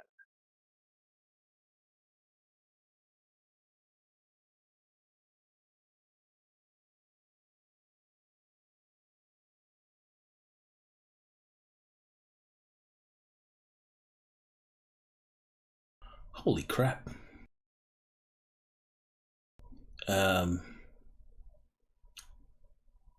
Despite your rapid entry and him being a little off balance, he manages to avoid both of those shots, and they splinter 3 the... shots. Oh, sorry. Success by 3, so he manages to dodge them all. They basically tear up the poor quality stained carpet on the floor. Actually, it'd be lino. I have a basic picture of this room.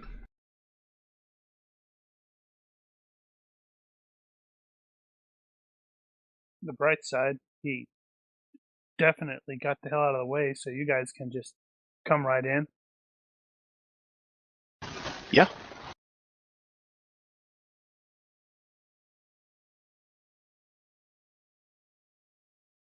Picture's not entirely accurate.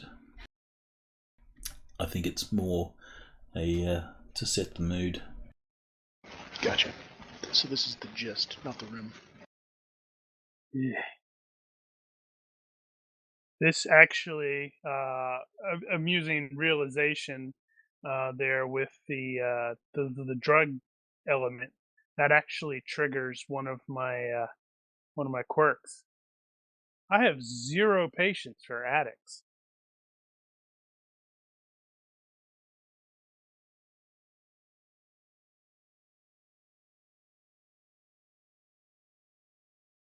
Okay. As I quickly check my sheet, because I can't remember if book... No. If you're classified as an addict. No, book is not an addict.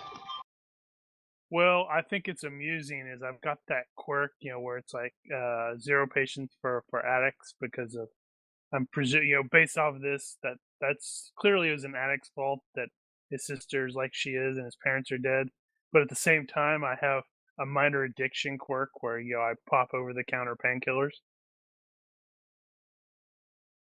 Hypocrite. Alright, so this room seems to be an operating room of sorts. You will see there's 2 guys, which are basically thugs. They deal with, unruly customers. The guy that you shot at sort of backs off, saying, "Hoi, chummer, no need for that." The other guy, which was sitting on the couch, sort of jacked into something a little bit, blazed, he sort of comes to realizing that something's going wrong. There is a operating table which has a young girl, no more than 12 or 13 years old. She's strapped to the table, face down, with her back cut open, exposing her spinal cord. And there is a guy who has been somewhat surprised, performing the surgery on this girl. Spoiler alert, she's the only one who makes it out of this room alive. Well, maybe? I mean, we have some questions for these guys, but they're not going anywhere. Well, we could also end up turning him over to the cops. I am presuming... She said no, innocent. Yeah. This is the player speaking, not the character. It's like, I am presuming that the brothel is likely illegal according to the laws. Probably. You figure the guy that's doing the surgery is, an underground street dog. Yeah, so I'm going to advance on him with that really large pistol. It's like, you're going to explain what the hell you're doing to this girl right now, or you're going to learn to breathe through your nose. All right, so breathe through your forehead. He has like a laser scalpel in hand. He's using surgical gloves, but he throws his hands up in the air, one hand with the surgical or the laser scalpel in it, and he sort of turns his head away, closes his eyes, almost expecting you to shoot him, and he goes, "Stop! What? Explain what you're doing."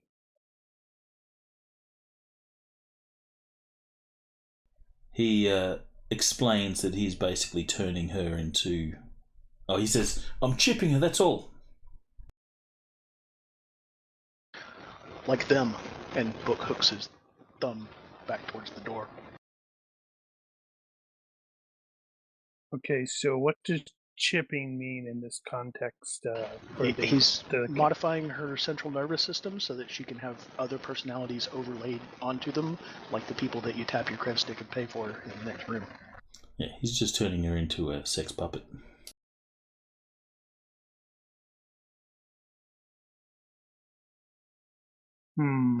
That's why I immediately went to murder.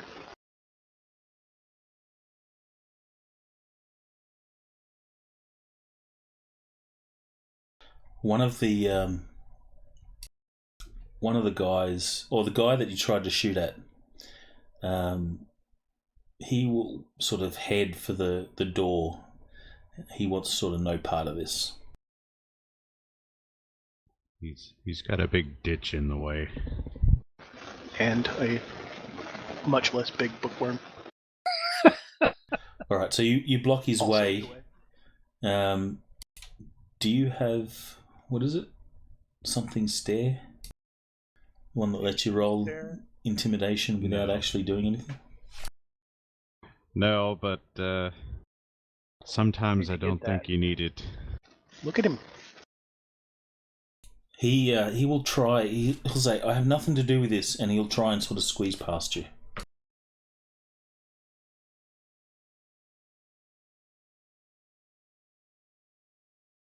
We're not done with you yet.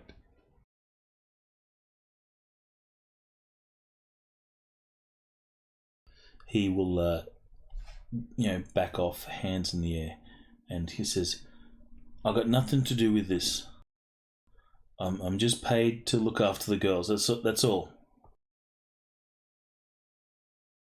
Right. We were given this address by the cop to check it out, right? Yes. Yes. So that means these dudes might be connected in some capacity to Junior.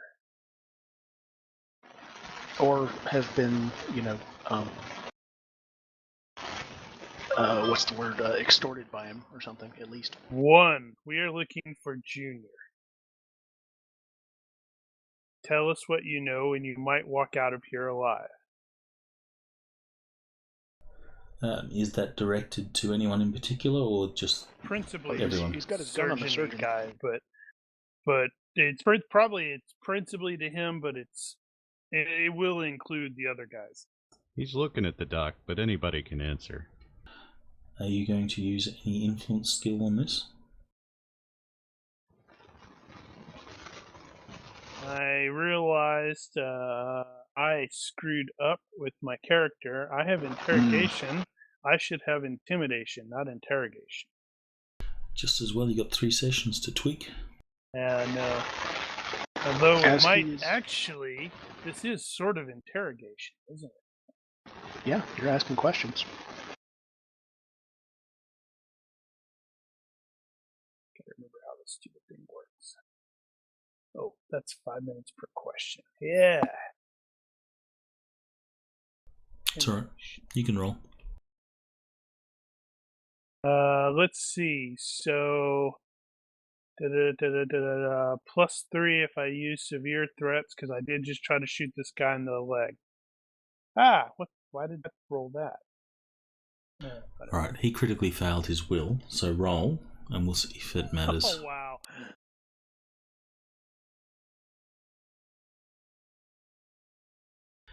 Yeah, he's thoroughly shitting himself. It's a very large gun. Well, not super large, but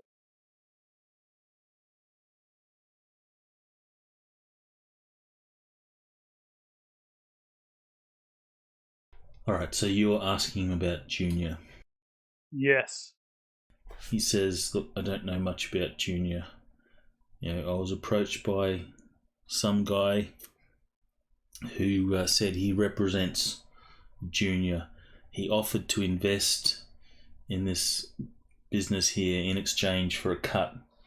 I took the deal and I was able to expand from 2 girls to 20. So it's been well worth the partnership. But I've never met this Junior guy. Only the mooks that are working for him, who show up once a month, to collect their share of the profits.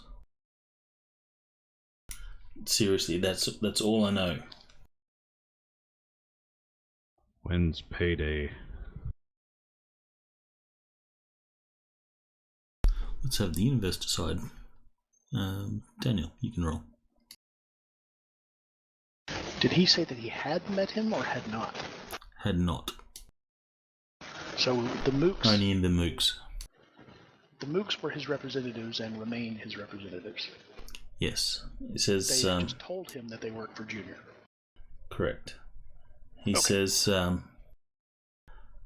in a couple of weeks... Or different mooks. No.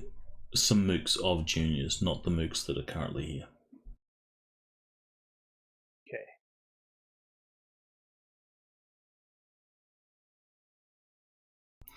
Okay. He'll probably be around in a couple of weeks. Did they give you any way to contact them in case of, trouble? And gestures at us.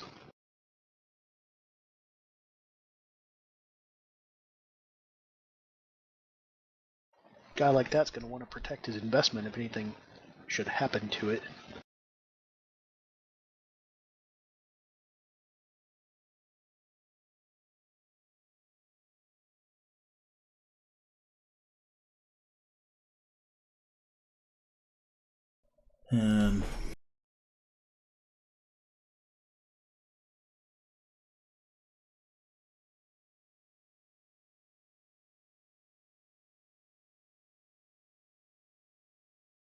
He shakes his head and says, "No, I don't. Like I said, they just come around and collect, that's all."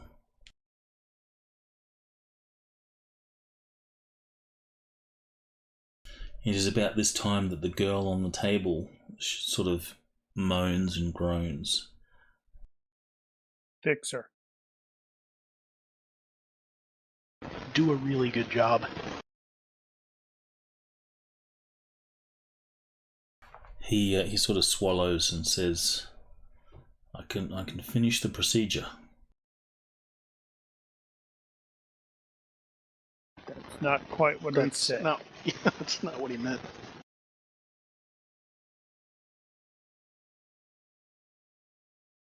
He says, "Look, I don't know how to undo what I've started. I can only finish it."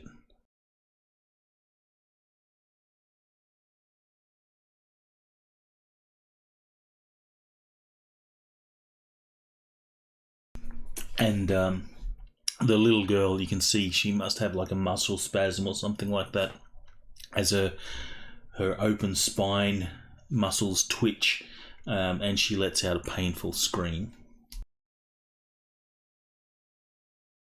She seems to be, somewhat in a daze, so not completely under, but not totally conscious. Right. Does he seem like he is actually telling the truth with that?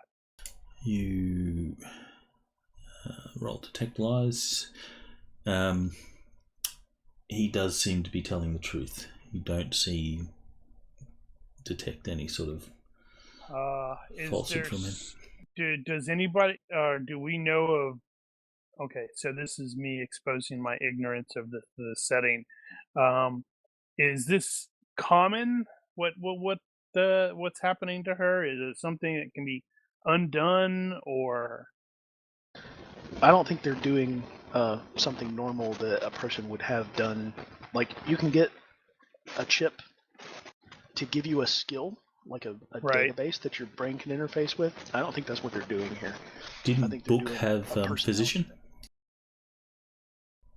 Does Book have physician? No, I don't think so. Yeah, no, his medical stuff is, his healing stuff is magical, not medical. Then none of you really know. Yeah, I just know it's not normal. To answer Phil's question about the setting, this is not a normal procedure. No, this is obviously, obviously bad. Harmful to the patient. He says, I don't know how to undo the procedure safely. I can finish it and stitch her up. That's all.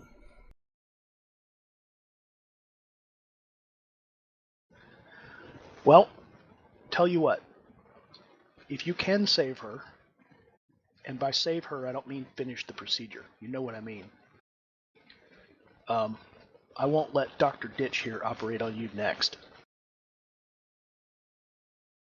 I don't have a license. Nice. That was good. You can see that he starts sort of, there's beads of sweat that he sort of starts rubbing off his forehead, and he says, I don't know what to do.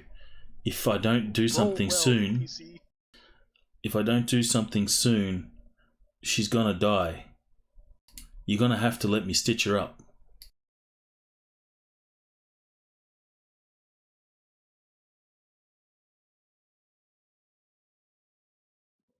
Sounds like he's made his choice. Right. I'm leaning towards telling him to finish it and then turning this whole operation over to the cops. Good idea. So no one has any, medical or surgery skills at all? No, Nope. I just realized I don't I have even healing, have but no medical. first aid. I'm like, holy crap, Phil. How did you miss that?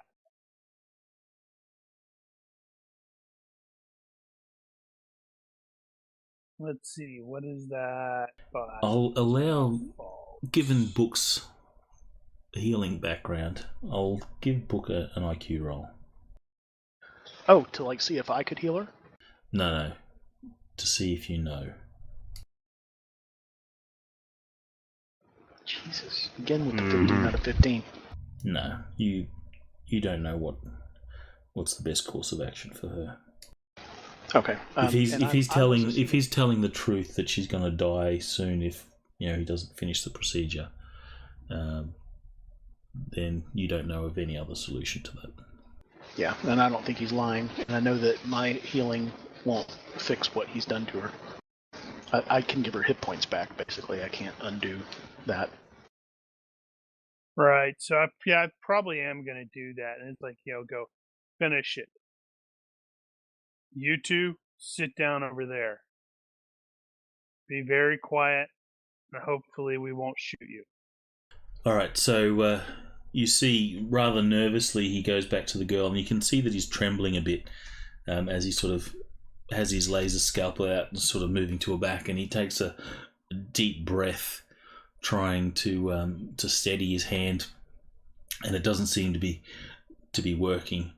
He goes off to the side, grabs a glass of probably synthahol, swigs the whole lot, takes another deep breath, shakes his hands out, and then goes back to the girl, and his hands are a little steadier, and he continues. So also, I am presuming that this is surgery, so surgery takes at least like an hour. So yeah, I'm totally gonna send a thing to, what is it, AFAC? What's his official title? Is it detective? Detective, yeah. Detective. Yeah, I'm gonna send a thing to him with the address. Illegal brothel. They're doing some operating. We could use somebody to round these assholes up. Send him some pictures. You could send some pictures, or you could just send send a give us a little bit and send a couple meat wagons.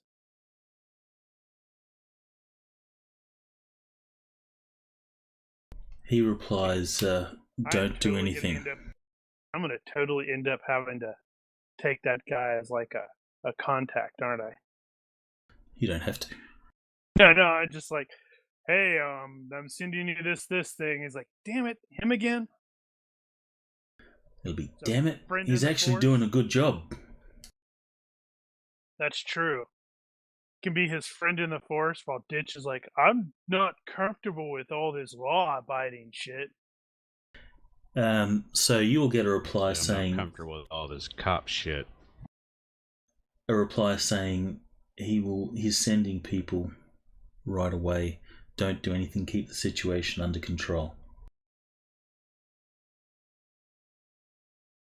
Damn it, Lunsford. Make sure they know not to shoot us.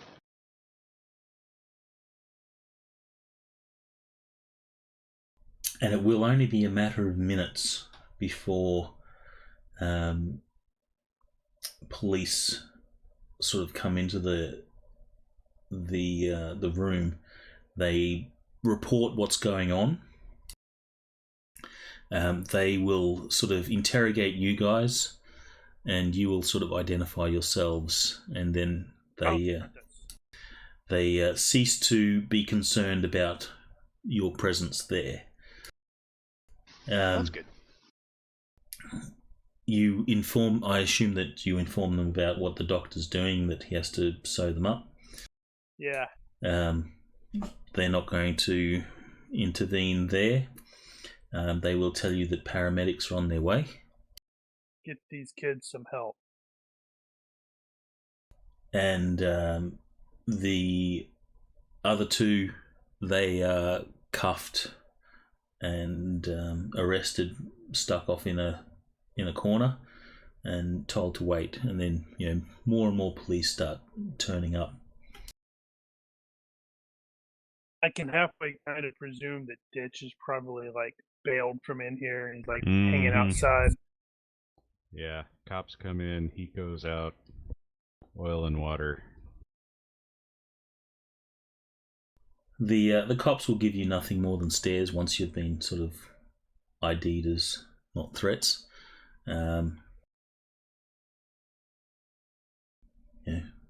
Maybe one or two of them, if you've got a bit of a reputation, might go, man, if circumstances were different,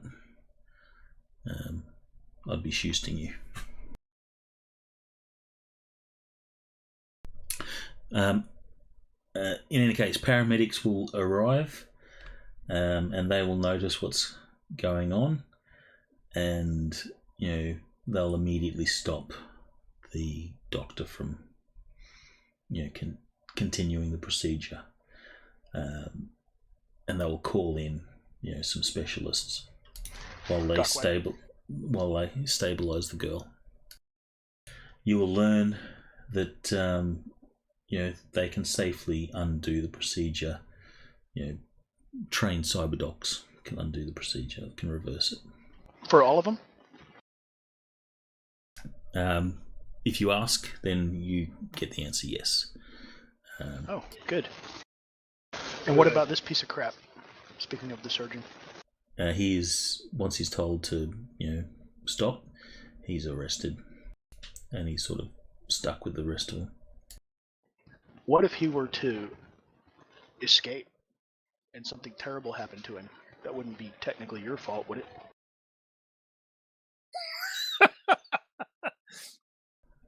You're saying that to one of the cops? Mm-hmm. Well, this place is sort of crawling with cops now, as cops are. There's But then I'm talking four cops for every person here, sort of thing. We're gonna walk out of there. Then I'm talking to the detective. We're gonna walk out of there, and their lead detective is gonna have his foot on a pistol from one of those bodyguards. He's gonna slide it over there, and then say in that really bored voice, "They've got a gun. Oh no!" And everybody goes and shoots him. That would be That's amusing. kind of what I had in mind. Pick up that gun. The cop that you're speaking to, he says, "Can't let you do that. We need to take him in." Damn pity. Well, I and certainly hope he will hits sort his of head a couple times on the car. He will sort of stand at attention, hips on the side, being rather authoritarian in front of you, saying, Wow. "We can't let you do that." Cops being cops. All right, you. I guess we'll leave. It's like, can't let you do that. Oh no, he has a gun. Look out. He's coming right look for out. us. He's coming right for us. All right. So, is there anything that you wish to particularly do here? Yeah, actually. It is night. It's Knight Errant that turn up. By the way, who they have the police contract for Seattle. And Knight Errant is a they're like Corp. private They're the police. Megacorp. And the police. They're contracted to be the police. Yeah, they are private police. Setting question. I thought there was like a Lone Star or something like that. I thought they were there. Yeah, that's patrol. There are a bunch of different security companies that share different pieces of the crime-fighting pie in Seattle. Okay, Lone so Star they don't. tend to be patrol cars and beat cops and stuff like that, and Knight Errant tend to be handle investigations and higher-paying stuff like protecting corporations. And things Okay, like so that. they don't actually separate it according to districts or anything. They separate it according to tier. Not that I know of in Canaan. I think that's up to Brian. Okay. They will have their districts of jurisdiction, and there are still your local government cops, but they're kind of the underfunded, bottom of the pecking order. And that is Canaan. Real police stations, the police are inside. Like, they don't come out. You go in if you need them. Well, Need them to file a report? Go find them, because they ain't coming to you. You could think of Knight Errant and Lone Star as OCP from RoboCop. RoboCop. Oh, Okay, yeah, perfect. Well, actually, I think The Expanse is probably a better example. But Yeah, there are still okay. your traditional cops. Okay, yeah.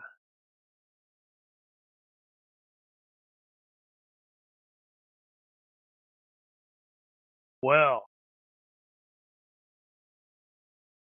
Well, that's we will that, I leave guess. here.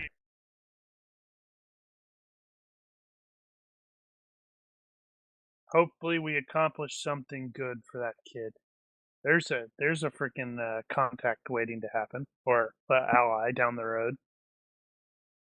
It is indeed a possibility. Yeah, she like comes back and she's like super cybered, and they're like, "Yeah, they couldn't take that one out, so they gave me something else, and now I owe you." Oh, cool.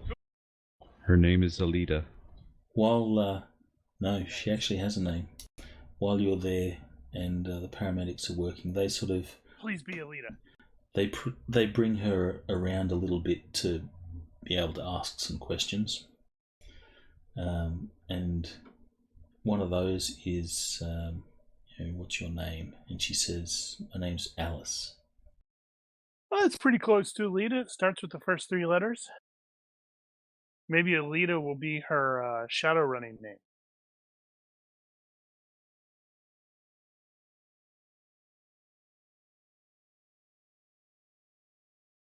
That's possible.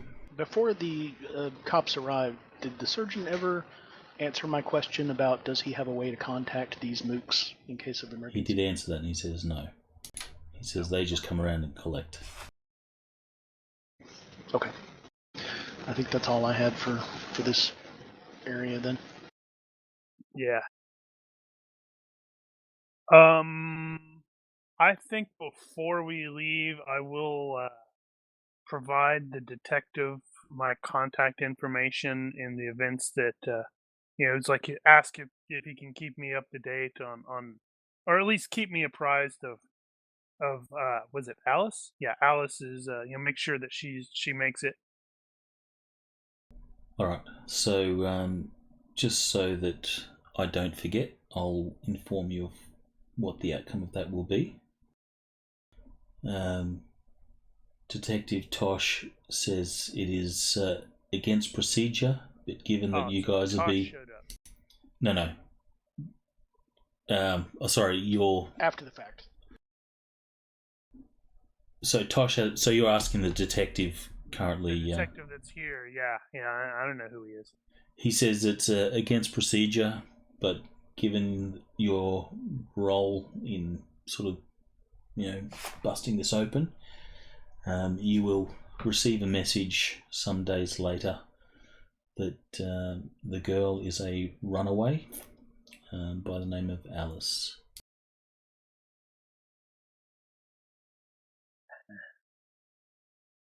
Yeah. All right. Well, I guess head on over to the next one. Which we have a rundown, crumbling apartment building, and we have a brownstone at the waterfront. Which is also run down. Yes, but it didn't sound like it was literally falling apart like the apartment building. All right, so you leave Mike's Deli, which is surrounded by flashing lights and now police tape, and there's a bunch of onlookers that are sort of seeing what's going on.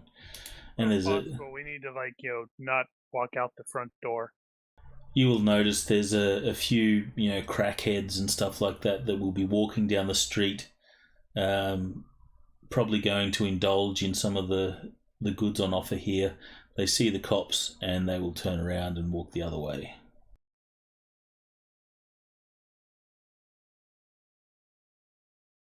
All right, heading to the second location. This is the battered ancient apartment building. Like I said, it looks like it survived World War 1, 2 and 3.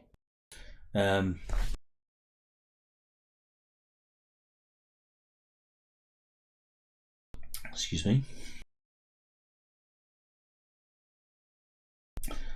Sections of the upper floors have fallen away, and the building looks like it should have been torn down long ago. Both physical and AR signs read "Keep Out" and "Building Condemned." A few bleak, dirty faces peer out at you as you look the building over. They are the current residents of the building.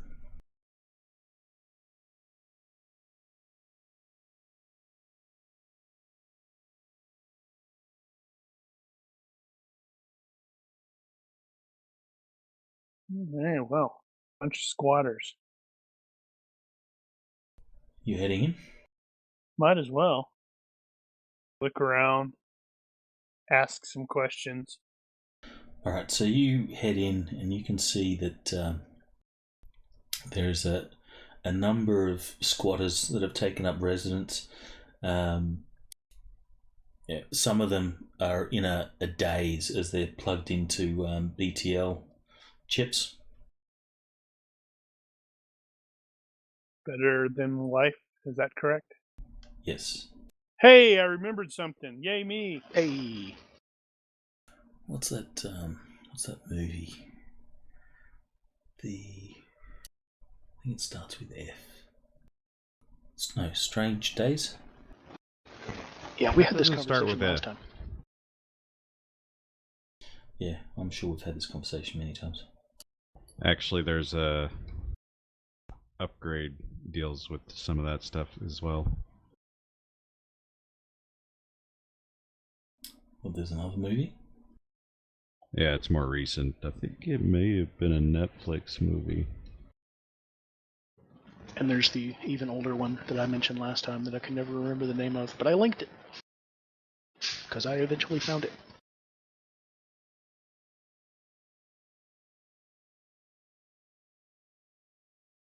All right, so you're just going to ask around? Yeah, I don't see why not. Let's see. Yeah, go ahead. We're gonna ask like who runs things around here, like because areas like this tend to be someone's turf.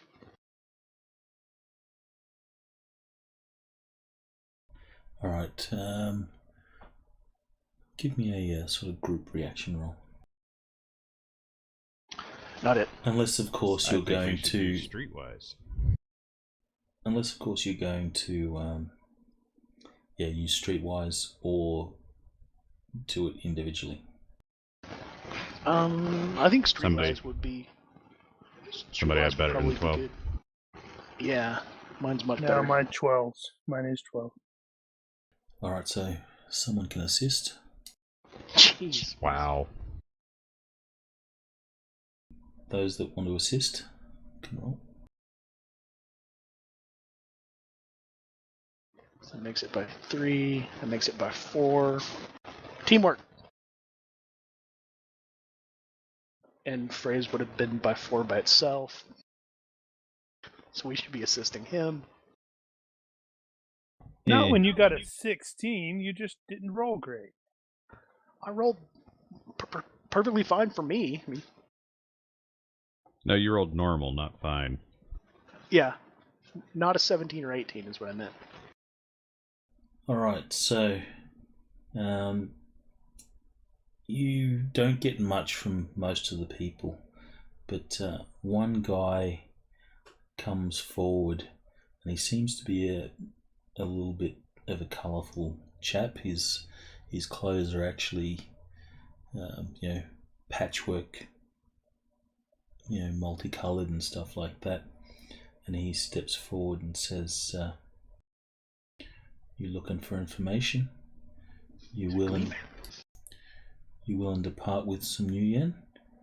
I'll tell you what you need to know. My name's Dreckhead." And you can see that he seems somewhat proud of that fact. Dreckhead, great.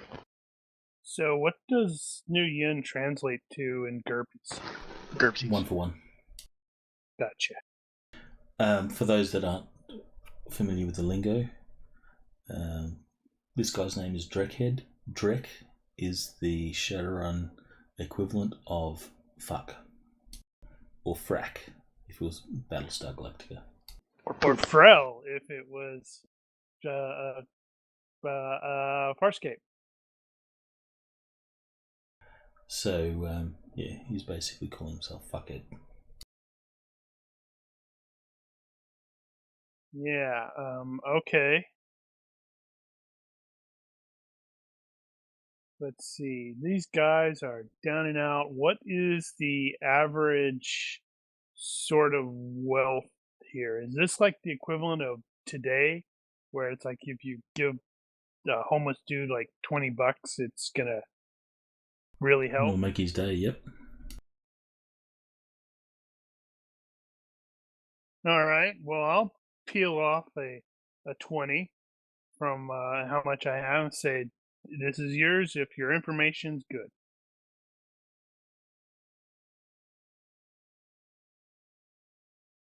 So you give him, or you're saying if your information's good? If your information's good. He says, I ain't stupid, I'm not going to fall for that dreck. You give me the money now, and then we can talk. I give you the money, you talk, and if you try to run, we may have to shoot you. Just saying, man.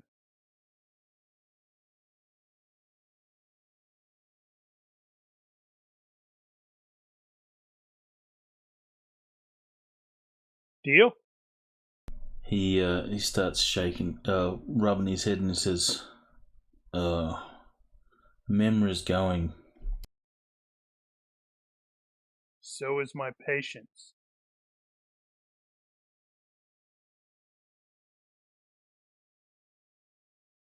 Seems I don't know much, and you can see that he's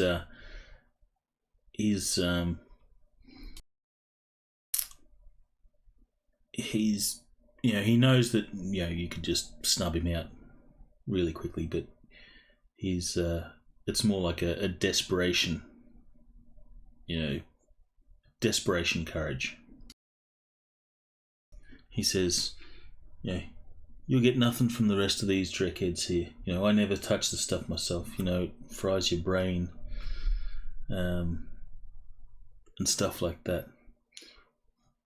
But I'm willing to help you out. You got to pay me first, though. Right. Yeah, I pay you. You I'll give nod. us the information, and providing you don't try to take the money and just bolt without giving us the info. Give it to him.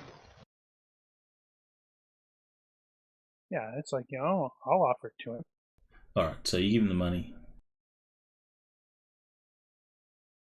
Yeah.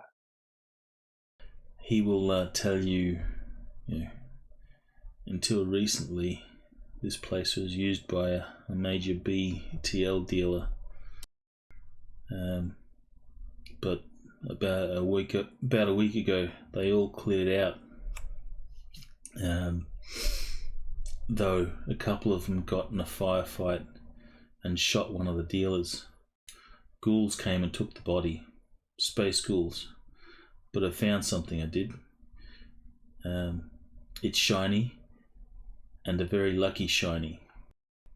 I might sell it, but it won't be cheap. I might sell it, but it might be cheap. It won't be cheap. Oh. Wow, lucky and shiny? That's got to be worth, like, what, 50 million?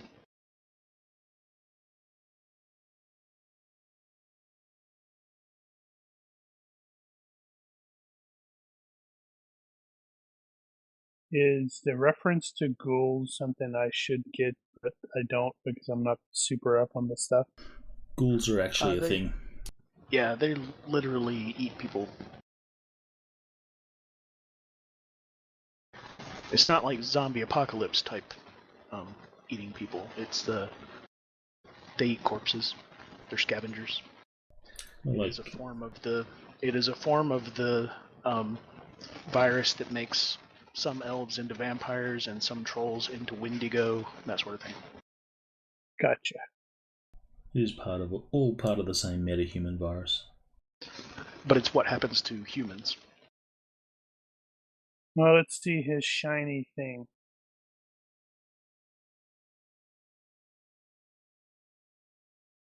What's his reaction to the mention of 50? Yeah, that means we have made out 70. That's today. That'll be pretty nice. Yeah. And we'll have something both shiny and lucky. Presuming it's actually shiny and lucky. I'll be happy if it's one or the other.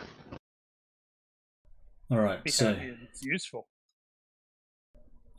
he will go on to tell you a story how these dealers murdered this guy when they found out he was a cop.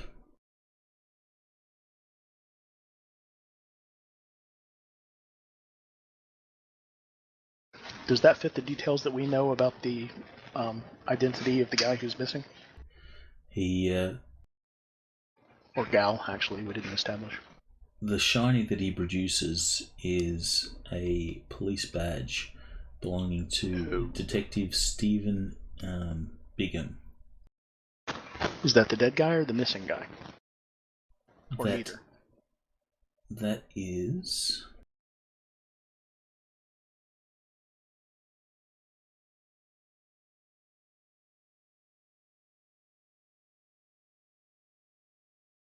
That is the missing guy. So he's dead. I'm asking. Yes. I'm asking Dreckhead. Yes. So 50? He says, this it's got to be worth at least 1,000. 1,000? You're killing me, Dreckhead. I'll give you 500.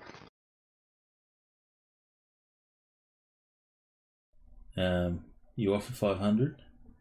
And he says, Yeah. deal. Almost immediately. I just got robbed. You It was did only get worth 100. robbed. Crap. Dude, it was totally going to be worth the 50 that Worth you... 100. No, I think the 50 was too low, but I think it was 100 he was going for. Just meta, am I right? Meta, he would have gone for 50. Crap. Well, I pay the man. What are you gonna do? Story of my life. He can't believe the fact that he's just got 500. Bookworm is also compulsively generous. Ah, okay. Yeah, that works then. Yeah, so yeah, you realize what's totally gonna happen. And he's like, yeah, I just made, was it 520 new yen? He's gonna walk, and the rest of the dudes, as soon as we're gone, he's gonna get swarmed by the rest of them who punk him and take all of his money.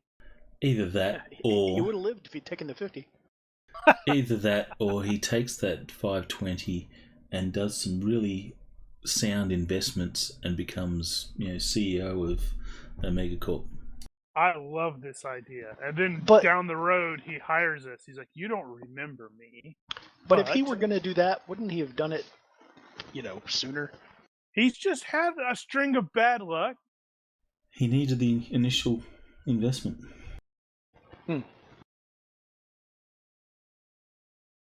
Well, I'm not judging then. He's just had some bad luck.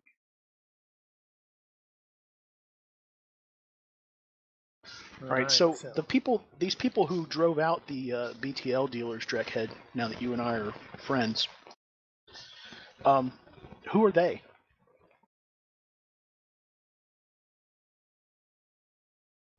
And when did they come around? Well, this happened about a week ago. Yeah, but I mean, normally when people get knocked out of business like that, it's by people who want to take over the business. Yes?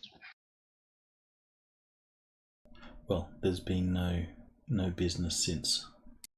There's been no one sort of take over this turf since. Huh. Don't you think that's weird? He shrugs, as you can see that he's rather anxious to make way with his money. Is there a name on the badge? Yes, Stephen Bigham, Detective Stephen Bigham. Bickham, Which is the guy we were BIC. supposed to be on the lookout for. B-I-G. B-I-G-H-A-M. Gotcha. He's the guy that was missing.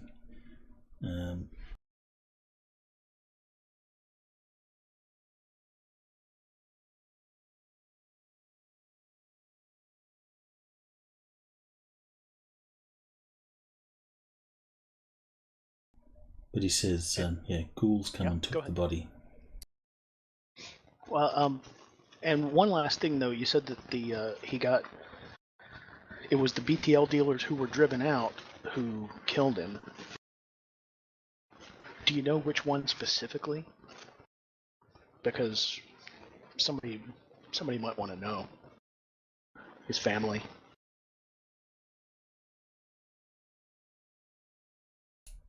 Run that by me again. Who do you want to know? Bigham was killed by the BTL dealers who were driven out, correct? Yes. Which one of them actually killed him? If Dreckhead knows. He doesn't know. Ah, okay. He will say that he found a comlink on the guy that he searched, but he sold it for booze. To who? Do you think there's a way to still get it, maybe? Meta. You won't find it. It's gone. Okay. Well, I mean, he could just tell me that non-meta. It's like, you'll never find it. Yeah, he'll tell you, but you realise that tracking it down is going to be difficult. Pawned it off somewhere. Okay. Not important. Well, listen, Dreckhead. If somebody does move in on this territory and start, kind of being in charge around here, like those BTL dealers used to be, do you think, since we're friends now, you could let me know if that happens and who it is? He nods and says, "Sure, I can tell you that." All right. Well, I'll exchange comms with him then. He's not going to have a comm. You'll get a reply from Tosh saying, "Thanks. You're confirming what we suspected anyway. Any idea on? I know. You say ghouls took the body." He'll go, "Damn."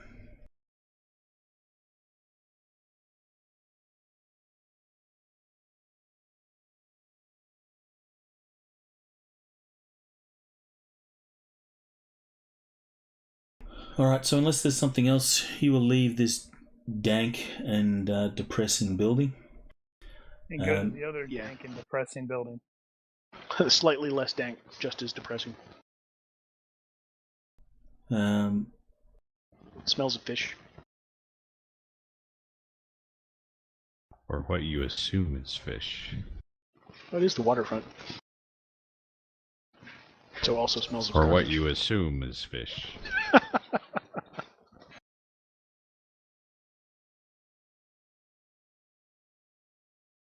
Alright, so the third is a 3-story brownstone apartment block. It's near the northern docks. Let me bring up Seattle.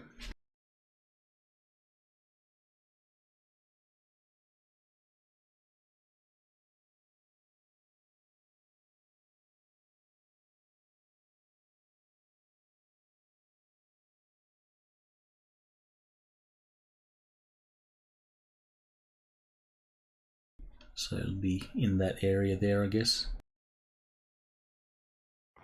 All right.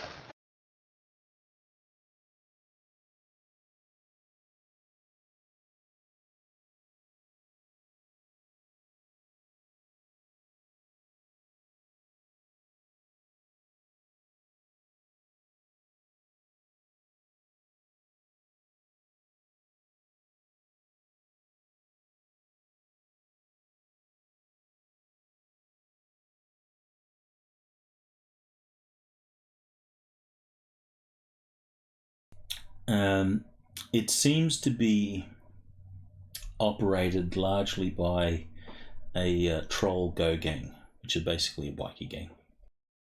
The place is run down, beat up, and exactly what you would expect from a dive operated by rough and tumble trolls. All the windows on the first floor are boarded up, as are about 1/3 of the windows on the second and third floors.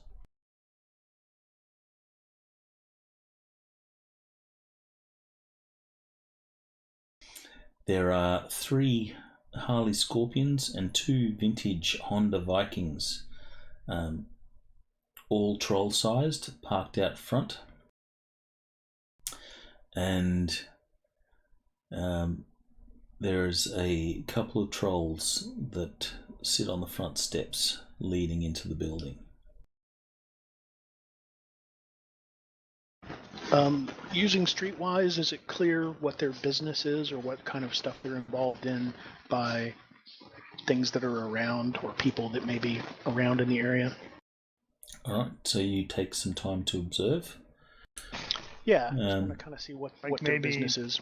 Like maybe Observation? For Streetwise. Observation, if you want to stake it out for a little bit. I'm just You could assist that with Streetwise. Okay, I'll assist that.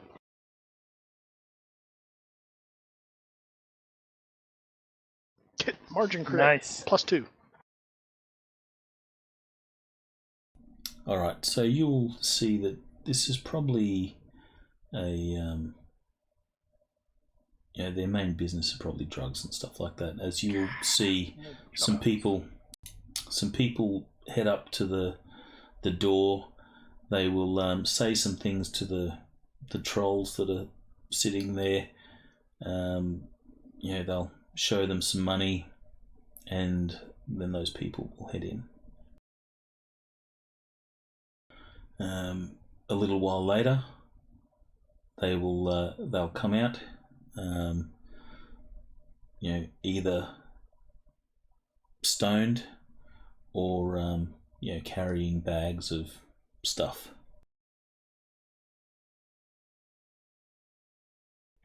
This includes BTLs. So you watch people come and go.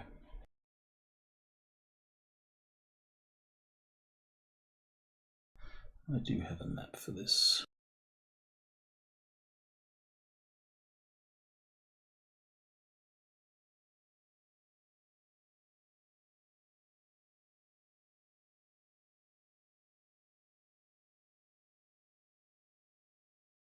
Would you prefer that I mask the map, or are you good with seeing the whole map? It doesn't matter to me. Yeah, I don't care. I'm sure you can unmeta or not meta. Maybe you should have masked the name. We want to talk to Spike. I'm just kidding.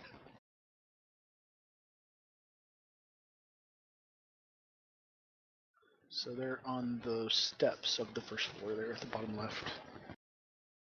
Correct. Okay. Not sure what we're going to accomplish here. I mean, because they don't look like they've been run off by Junior, or maybe they work for Junior, and in either case, they're not going to be willing to tell us about Junior. Either they never heard of him, or they work for him. Yeah, I can't disagree with that. But I mean, we're running out of leads. Like we got to find out if there's something they know. This is the last spot, really, on your list. Shh, that's what I just said. No, we already remember. This is the last one on our list because we that's already, why I said we're first... running out of leads. Oh. I didn't want to be as obvious as Brian was. What's the last one on our list? So what do we want to try to do? Do we want to try to pose as customers and get inside and see what we can see? Do we want to ask to talk to the boss? And if we do, what do we want to talk to the boss about? What do you guys think?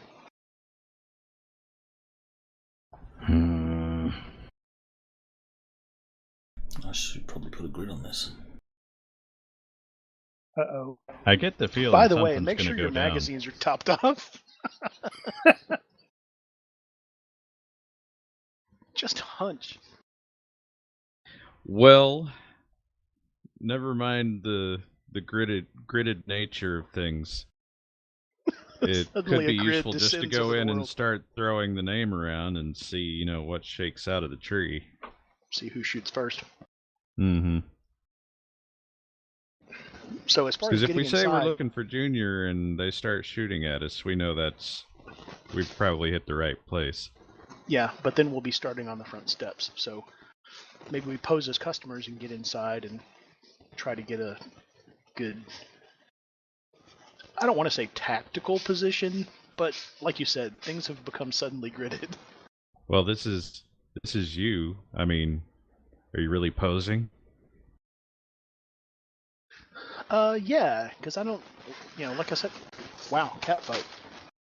Did you hear that? No.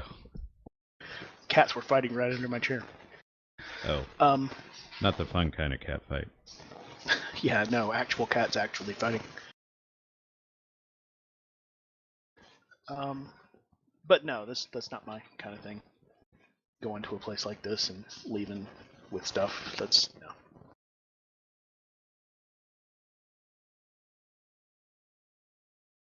I don't know. If I come to a place like this, that's exactly what I want to do, is leave. Yeah, but I mean, Bookworm is more the type to like go to a crowded club and partake in whatever's going around. I do get your meaning. But he could walk in and ask around like he actually knew what was going on, because he kind of does. Oh, you like Streetwise? Yeah, I mean that would be the part about knowing how to walk up and say, "Hey, I want in," and not look like a cop. Well, we definitely don't look like cops. I probably kind of do, but I mean, since my Streetwise is so high, I know how to be cool. You don't look like a cop. It's my take on it. You look like adult Harry Potter. Thanks, man. It's the nicest thing anyone's ever said to me. And then Ditch goes, "You're missing something, though," and carves the scar in your head. Man, can't take this guy anywhere. So I guess we're gonna pose as customers then. I don't know. Well, I mean, that's probably the easiest way to see what's inside. Yeah, but we're not going to look like customers. I mean, What these do you are mean? these are drugs. So? Addicts are generally not going. Daniel, does Ditch have fit? Uh-huh. All right, so we've got New ones. two people who actually have fit, although that just occurred. Okay, whatever. So yeah, They we could don't be look new like. to it. Yeah. You don't have, it doesn't have to be your 5th year doing this. It could be your 2nd day. Oh, I figure one of us go in asking after the product, and the rest of us are bodyguards. Whoever's which. So who's going up? All together.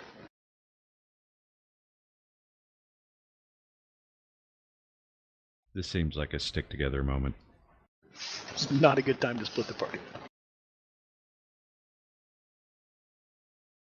Alright, so with all the people that have been coming and going, you see that the trolls basically stay seated and will be looking people over before they sort of grant them entrance. But as you guys approach, they'll both stand, realizing that you're a little bit more than your average street Are we? trash. All right, I'll say got any and name the most recent hottest BTL title that I can think of.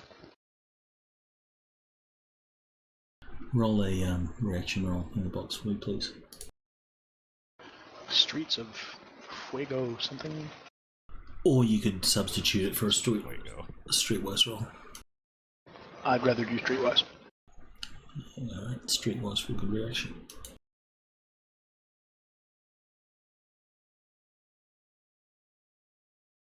Yeah, but you'd also rather roll really well Yeah, on that's something not gonna that's not an assist. Not gonna happen. Oh my gosh. That didn't need to be in the Or it box. might.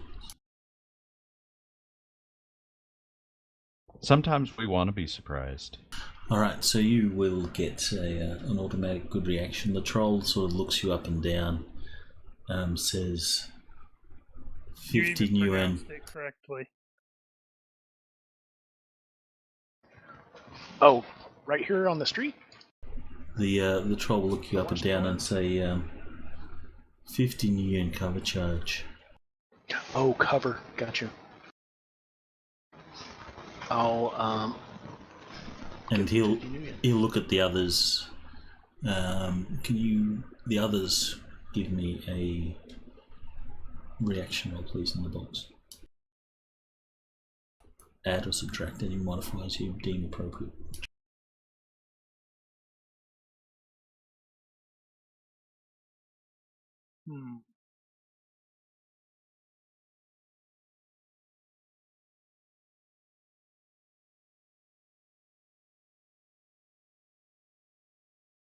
I don't know if I trust a reaction.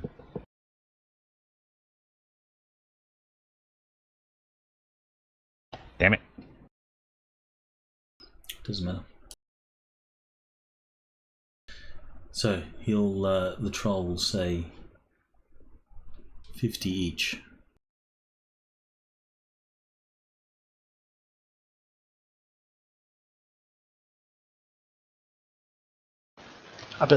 I'll say, now you're making me look like a bad friend. I'll give him another 100 yuan.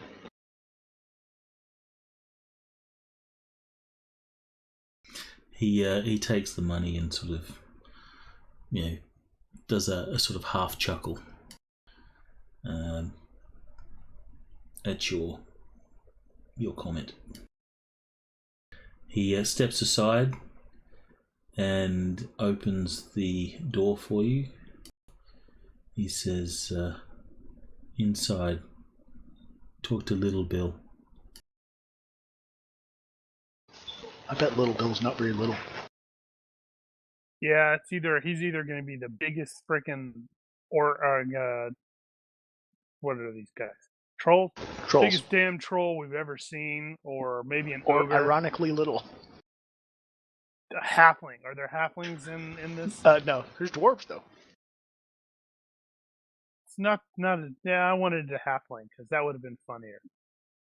We're like, Oh, oh, halflings. you're actually little. But a troll could conceivably also have dwarfism. That would be weird. Weird. So weird. Human-sized troll. I still Maybe want to he's see a even giant shorter dwarf. than that. A I giant guess dwarf. I've seen a giant dwarf now. In Thor. No, that was That's true. that was Infinity War. Yeah, Infinity War. Only if it kills me. That was funny. I really love that moment.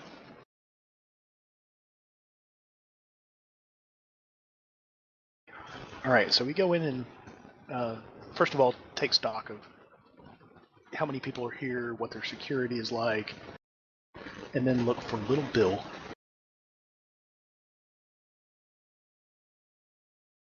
Give me one moment.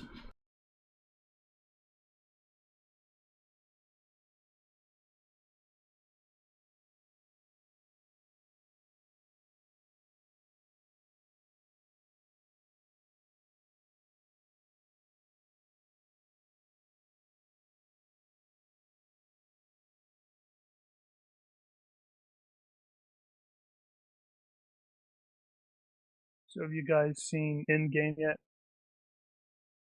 Twice. You know, I realize I've only seen it once. I think I actually liked Mhm. Infinity War better. Oh, really?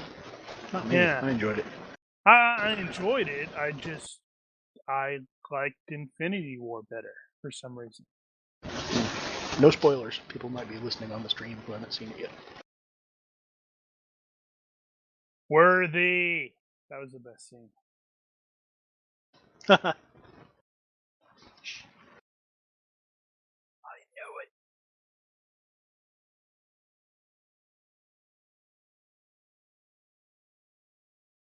That was extra cool, though.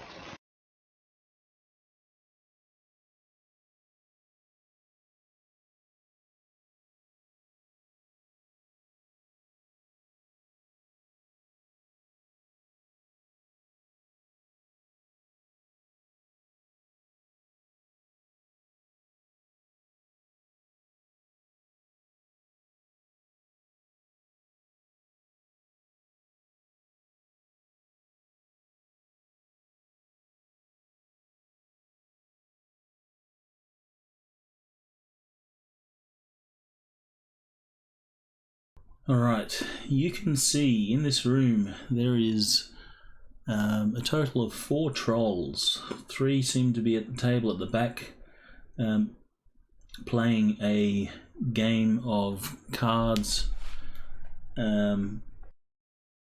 One is sitting on the lounge in front of you, and as you walk in, he sort of acknowledges your presence.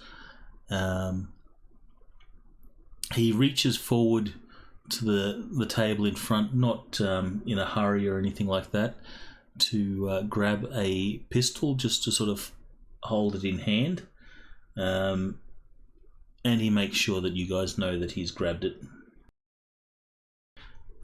Sitting here is a guy that's, head leaning back on the chair, and there's just a blank stare in his face, as he's obviously stoned off his head on some sort of drugs, drooling a little bit. And here's the guy, which you assume is Little Bill, who is in fact a dwarf. Well, there we go. You called it. When you guys enter, he looks at you and says, "What you want?"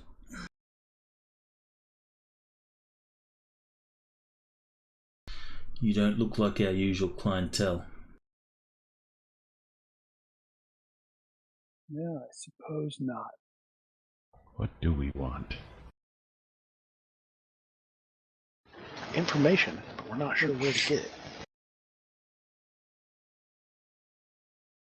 Well, Which, I'm going I to mean, presume honestly- we had a plan for what we were going to ask when we got in here.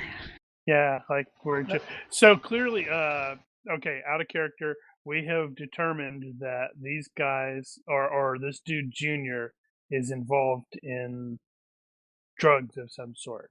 So Well, yeah, he's involved That's- in lots of stuff. yes, so we're just trying to get in touch with Junior. What if he is Junior? Maybe. He's not. Just trying to get in touch with Junior. Heard a little birdie tell us. No, not a birdie. Who wouldn't say birdie? Heard a rumor. You might be able to help.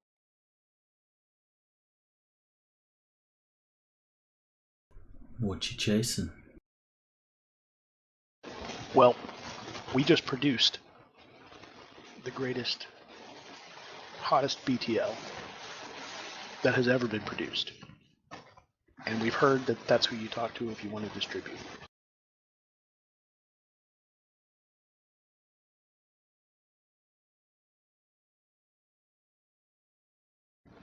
And I'll kind of nod at the guys like, right? Didn't we? We're so good. It's the best ever. That sounds like fast talk. IQ. It does a bit.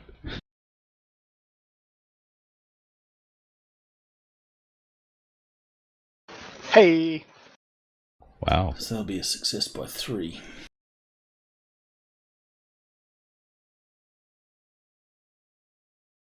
He says, "Betel, hey?" He says, Yeah. "Let me see some of your wares then." And he calls over one of the guys at the table.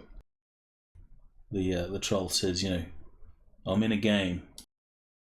And Little Bill says, "Frack your game. I need you over here now." Now, nice try, Little Bill. I'm not going to let you copy my fresh BTL and distribute it yourself. That's not going to happen. I didn't even bring it. I want to know how to get in touch with the guy.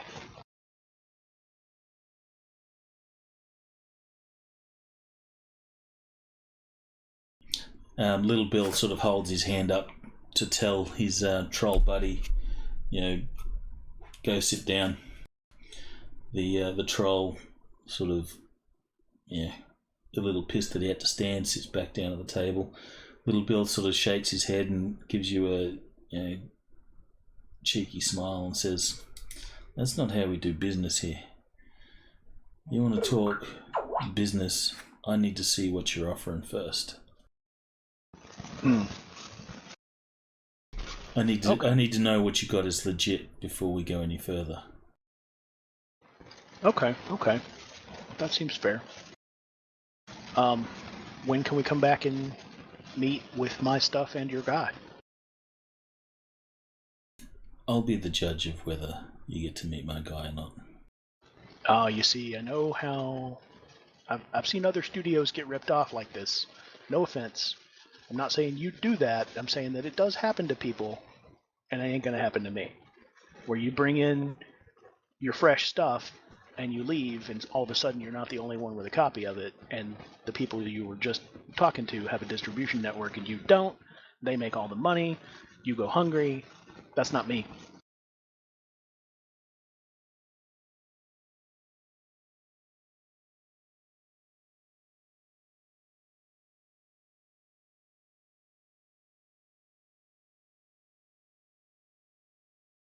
You know I'm right, huh?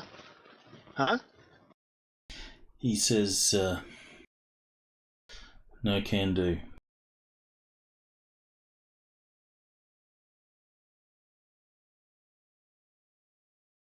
Well, all right. As you guys maneuver out the front there, the guy, with the pistol in hand, he just has his pistol sort of pointed in your direction, but resting on his knee. Sorry, I was just relocating because I thought we were talking to Bill and. You're talking to Bill. He's not threatening. He just has his. It would be weird to be talking to him from there. Yeah, we're just not talking over the backs of these other people. That's all right. Kind of came around to a conversational position. Like I said, he just has his pistol, resting on his knee, sort of pointed in your direction. Finger's not on the trigger, but he's ready in case you try some shit. The guy that's out of his head has no idea what's going on. Yeah, we do like we would pull something, frankly. So that's fair. My business partner doesn't work like that. Okay. Not my choice. Well, I guess we'll have to find somebody else to distribute our stuff. I appreciate you being so upfront with us. I'm surprised you didn't say, basically try to bribe him to change his mind. I don't know. He doesn't seem like the bribery type to me.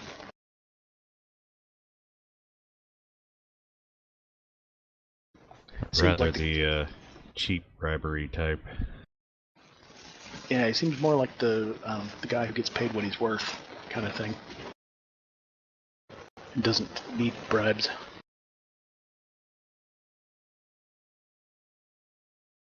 At this point, the door will open and a street urchin will sort of come in.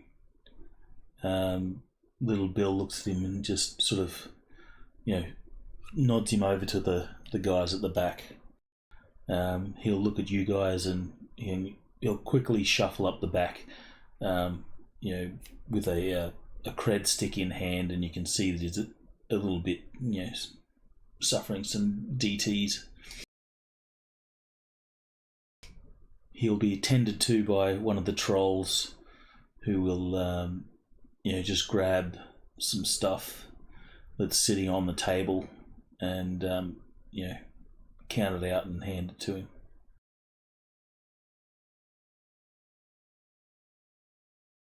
Huh.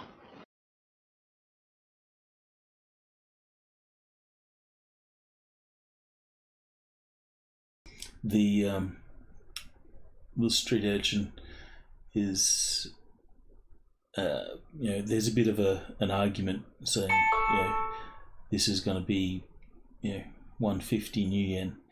You've only got 100. I can only give you this much. And he says, but last time you gave me this. And the troll says, pray I don't alter the deal any further.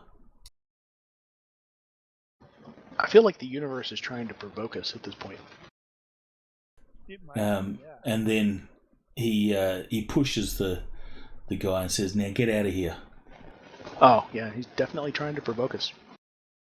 And the smackhead, crackhead, whatever, will, hurry on out. Obviously, a little disappointed he didn't get as much dope as he needed or was expecting.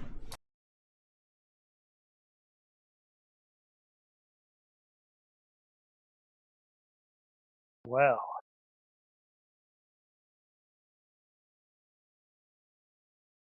So, I got nothing. are we going to do any business, guys, or are you just wasting my time? I think I'm just wasting your time at this point, Bill. Sorry. I thought we were going to be okay because I was told you were the guy to come see, or rather that your guy was the guy to come see, but apparently that just ain't the case. Unfortunately, I can't help you. Understood. That's not how my business partner does business. So unless you got something else, kindly fuck off. Yeah, no, that's it. Thanks for hearing us out. I guess we'll be on our way. And so, Meta, I guess do we just start shooting now? Or do we go out the front door and back of the head the guys on the steps and then come back in? I mean... I think if we're going to start options. shooting, let's start shooting from the outside. That way we're only dealing with two at the first. Yeah, so start with back of the heading the guys on the steps. So we're leaving.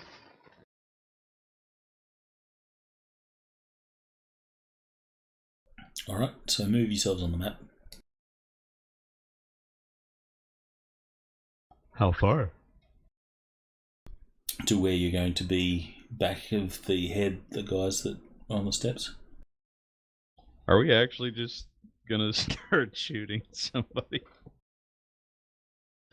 I mean, GM went to a lot of trouble. He's ashamed to waste all his hard work. That's why I am really, really tempted to just. No, you guys further back. And we leave, and the GM's like, "Well, crap. I think they're going to start shooting at you." No, they won't. I was thinking you guys further back, but if you just want to leave, we can just leave.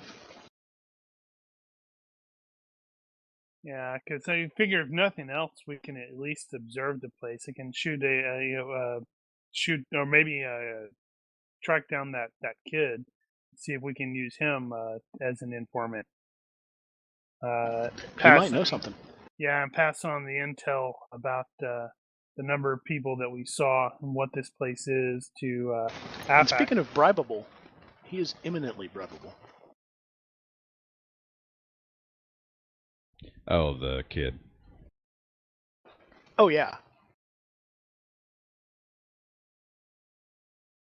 Yeah, no, seems like it makes the most sense to stand back and observe for a bit, because all right. If this guy is a flunky for Junior, then he's probably about to make a call. Oh, yeah, maybe so. Maybe he's afraid he made the wrong choice. And if it is Junior, he's probably not about to make a call? I don't think that was Junior. He doesn't come across as the guy that is muscling in on various crime syndicates, being very thorough about his identity and stuff. He doesn't come across as that sort of person. If he's that kind of, if he's a good disguise actor guy, then we wouldn't. You're not wrong, but you're taking it one step too far. Then again, he's literally telling us that's not the guy. He does go by the name Junior. That's what I'm saying. Little Junior. Not that I'm pushing that or anything. Yeah. So, yeah, pulling back and observing is what makes the most sense to me. Yeah, observation instead of immediate altercation. Alright, so you will observe, and this is basically, your expert opinion is it's just your run-of-the-mill biker crack house.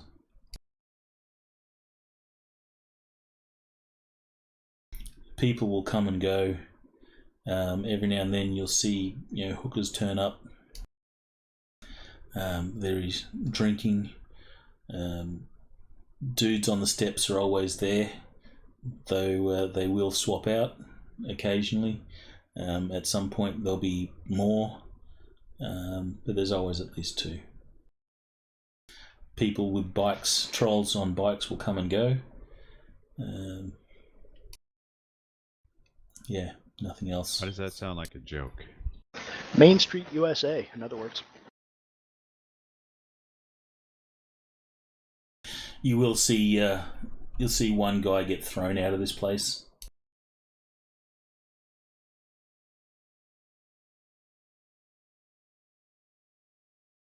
Yeah, like I said, I'm gonna send a update to this Affak, Detective Affak, however you pronounce it.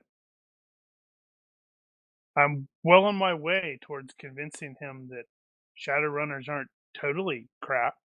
Tosh. Just call him Tosh. We'll fix that afterward. I haven't... He's still detective to me right now.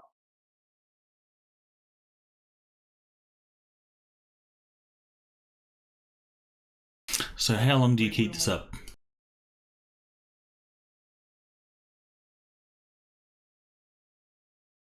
I would say until we decide we're not going to hear back from Tosh on Frey's message. He will, Tosh will acknowledge Little Bill. He knows he does have a record.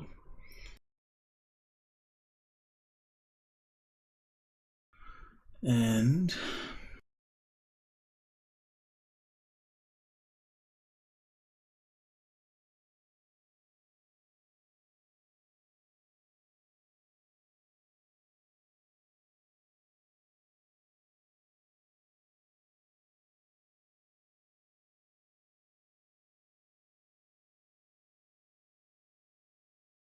he says he's just a petty gang pusher.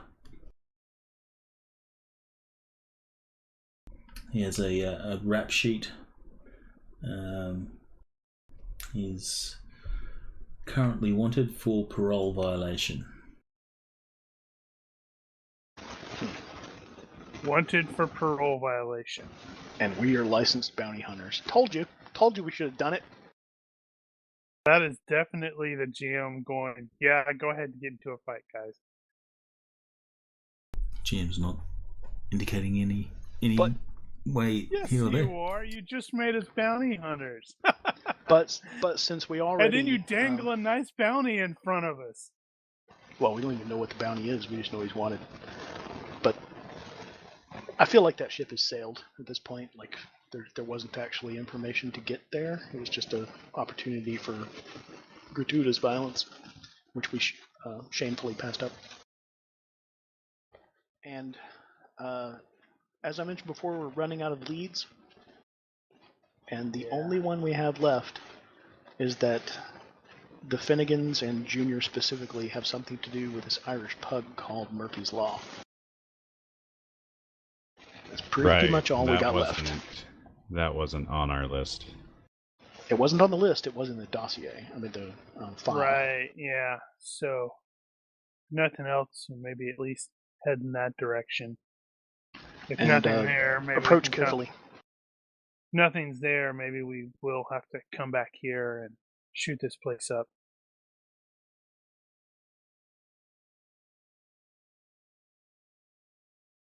Alright, so you leave this place? Yeah, we're gonna leave and head for Murphy's Law, and we're not gonna like walk up to the front and look at it and say, "Yep, here we are." We're gonna approach carefully and like see what we can see from maximum distance. It explodes. Aw, man. I'm not sure if we were supposed to go there, guys.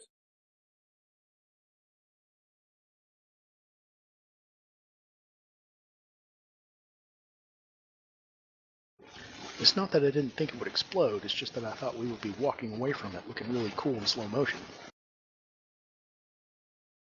Sometimes you okay, just I'll gotta give you take that. it. Alright. You head to Murphy's Law. Alright. I have a feeling something's gonna go wrong there.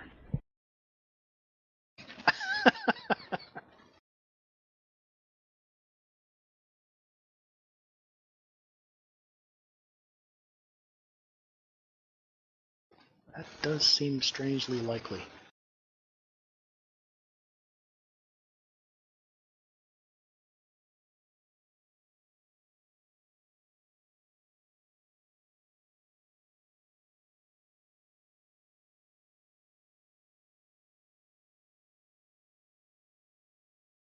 And I filled out the combat tracker and everything with that, guys. Oh, you know, keep them in there. Day ain't over yet.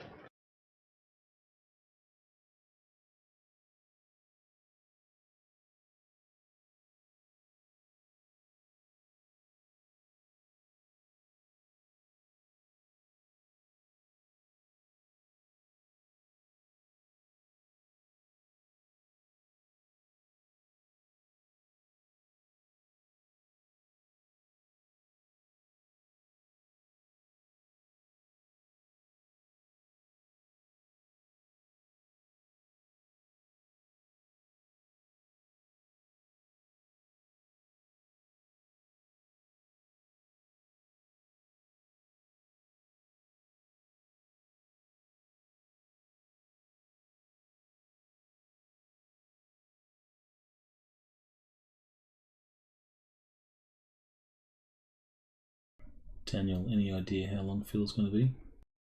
I'm back. Sorry. No. Right. Alright, the usual light drizzle of rain is falling as you round the corner of Western Avenue, where you see a simple neon sign that reads Murphy's Law. However, the light of the sign is drowned out by dozens of flashing red and blue lights. Half a dozen knight-errant patrol ones are parked in front of the bar, and wounded bodies being loaded into several dock wagon ambulances. Bodies lay strewn on the ground, and the front of the bar is riddled with bullet holes. Towering over everyone is the imposing figure of Detective Tosh Athak, as he shouts orders to the knight-errant officers rushing around the scene. Yet again, downtown Seattle lives up to its nickname of Downtown Militarized Zone.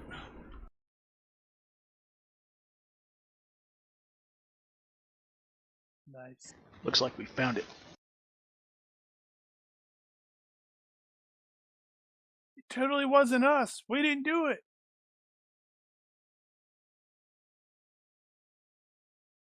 So let's approach Tosh and ask him what's going on. Well, I suspect he's going to be pretty busy. At least let him, see us and signal for us to advance. Not. He's got situational awareness. He'll see us while we're approaching. I'm perfectly fine with observing the scene from a distance for a while. Okay. So Ditch will hang back. Frey, you also hanging back? No, walking up I'm to just Tosh. saying. I'm just saying. The cops aren't going to necessarily let us in. So we should just like get to the front. So when he is turning to issue some more orders, he can see us and then go, "Yeah, you come here." Okay. There is some police tape. A police line has been set up around the scene. So you guys wait till you're noticed. Yeah. Yeah, or at least approach the tape, and when the cop challenges, say, "We're with him," and point at Detective Tosh. It's probably AR tape. It would be real tape as well. It'd have both. That's cool. You don't need real tape if you got AR. Alright, so in fact you guys wait. A cop at the line says, stay back. Hey, I recognize that guy. He was at the brothel. We're with Detective Tosh. He looks at you a little confused. Looks over at Tosh. That guy over there. He says, bullshit. Stay behind the line.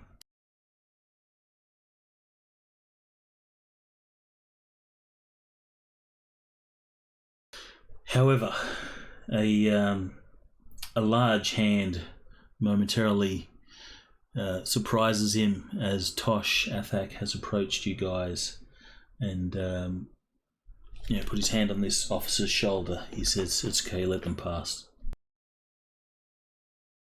And you guys he lifts the tape for you. He's a little bit confused. You are not the sort to be normally allowed on a crime scene. Not after What the happened fact, here, boss? anyway. Not after the fact. Ditch with the one-liners all night.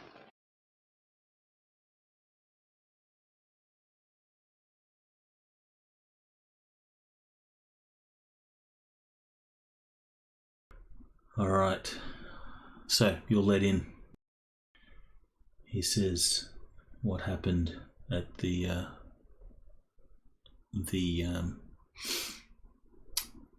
brownstone apartment? Spike's How'd you hideout. know we were going there? I'm just kidding. He sent a message. We tried to... yeah, I was just kidding. That was like a meta joke. I wasn't talking to Tosh. Well, you and the boss wanted us to minimize visibility of this, so we didn't go in the front door. It was the one place. Otherwise, it would have looked like this. What the hell happened here? It was the one place on the list where they wouldn't tell us anything. And a grid descended. He says, Junior has, as you know, has been making some inroads into the downtown crime markets. He's been doing so mainly at the expense of the Yakuza. This has sparked something of a syndicate war, and though until tonight it's been mostly skirmishes. Apparently the Shoto Zumigumi got a tip that Murphy's Law was one of Junior's regular hangouts, and the Yakuza moved in. Junior's men spotted the yaks, apparently panicked, and started shooting. This led to open warfare on the streets. Well, shit. Ooh, yeah, that's not good. And also, He it's says, a tier 1 versus tier 2 organization. We have a few eyewitness accounts from the few survivors of this massacre.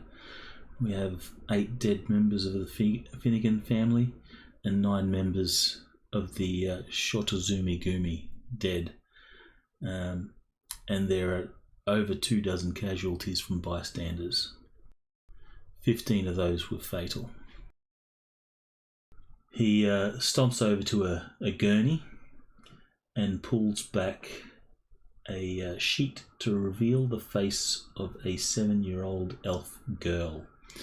There's probably, Yeah. Induces some flashbacks to Frey. Her face is bloody and caved in. He points across the street to where a GMC Commodore crashed into the side of an office building. It says she and her mother were coming home from a shopping trip. Mum took a stray bullet to the side of the head, and the girl hit the side of the car, obliterating her skull. Athak punches the side of an ambulance hard enough to leave a huge dent. Yeah. This sort of ambulance shift. It does. The dockwagon paramedics almost, turn to shout something at him until they see that he's like a massive troll, and they think the better of it. He says, "This shit needs to stop." Yes, it does. So does Frey have any disadvantages, like flashbacks or anything like that might He does be not have triggered? flashbacks, no. Or bad temper? Nope. But momentarily you almost see Yeah. your sister's face in this girl. Oh yeah, he's not in a good mood. We can't do anything here. I'm kind of in the mood to go back to Spike's hideout now and turn it into a situation like this. The Yakuza consider us enemies, but they haven't figured out exactly who we are yet. Well, maybe not you, Frey, but Ditch and I have a history with them. They don't like us. Do we? To the 6 or less level, yeah. I thought that was I didn't realize that was an enemy. I think that was a group element. Oh. Yeah, that doesn't count anymore. Oh, should I take that off? It does count. What? Even though you're rejiggered, you still have the same sort of history. We got a new. We're the same characters, just rebuilt. Okay, that doesn't make any sense. Shut up, Daniel. We just got to create a new creative writing team for this season, so they just sort of redesigned some of the character stuff. But people who watch season 1 are still going to know that the Yakuza don't like us. All right, let's say this: episode 1 signed up for all the bad and none of the good. Episode 1 was the pilot episode with different actors, Christopher Pike and stuff like that on the Enterprise, and then the new guys came in on after the show was picked up on episode 2. I seem to recall the Yakuza thing was a time limited thing, so that might have expired. Oh, was it supposed to wear off? I didn't know that. I'm pretty certain it did, yeah. I would have thought the opposite. I mean, it is said that they never forget. Wait a sec, no. The Yakuza wasn't part of the first adventure, no. Sorry, my bad. Okay. I thought they were part of the first adventure, but that's not the case. No, this is from History Back. No, History Back, that doesn't count. Okay, so I should take that off my sheet. That's from Power Plays, not from... Right. Back in business. Ah, okay. So I'll take the group enemy Yakuza off my sheet then. My bad. Yes. Right. Okay. So we don't have him as an enemy yet. Day ain't over yet. Athak says, "I have my people going over this place. As you can see, it's a bit hectic. You are welcome to have a look for yourself." We should definitely do that. I'll signal over to Ditch to come over. Yeah, what are okay, so Daniel, you said you rejiggered Ditch, so his stuff is magic. What actually does it do? I mean, what's the advantage? Is it like just hyperspectral for the most part? No, it's not hyper. It's dark vision. Ah, okay.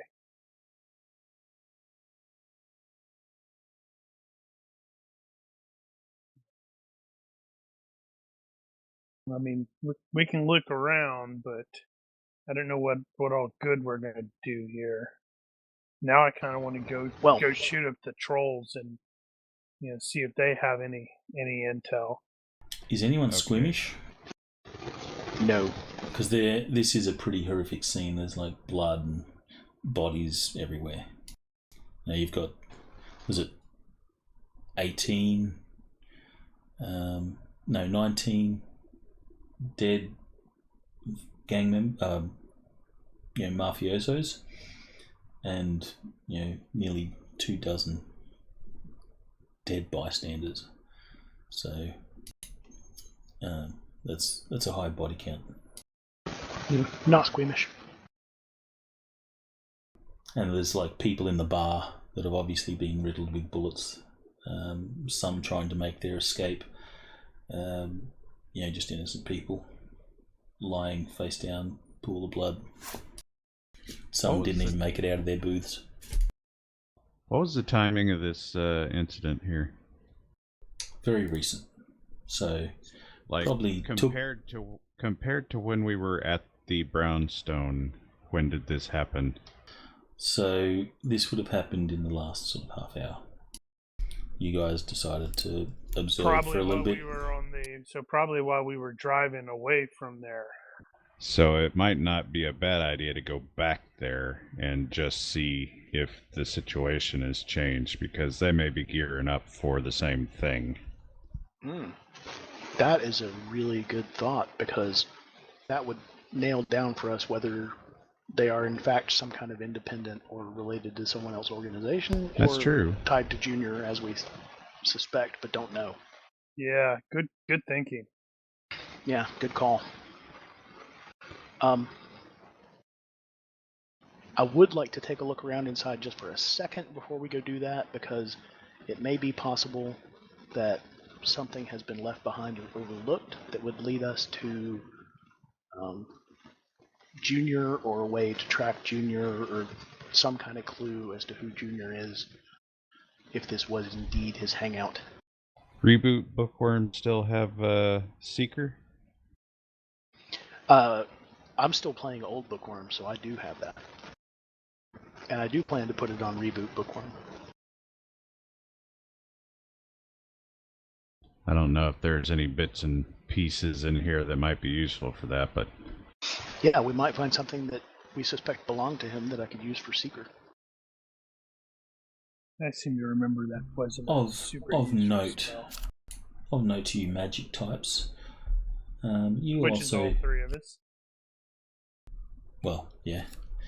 You will notice that there seems to be 2 forensic mages on the scene as well.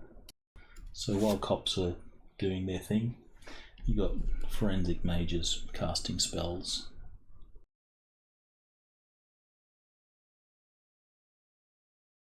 All right, it might be a good idea to talk to them, but looking back at Seeker, I can't actually cast it on someone that I have never seen. Yeah, I seem to remember. Or don't know the name of. Not that all useful. Yeah, I have to know their name or know them well enough to visualize them if I don't know their name. So I've got to see his face or know his name. And if I don't have one of those 2 things, it ain't going to happen. But there may be a picture. Alright, so if you're going to investigate, Tosh says, stay out of trouble.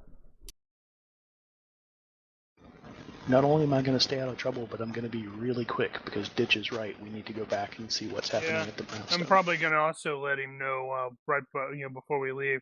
There might be an incident over by the docks near the waterfront, because we're going to go back over there after this.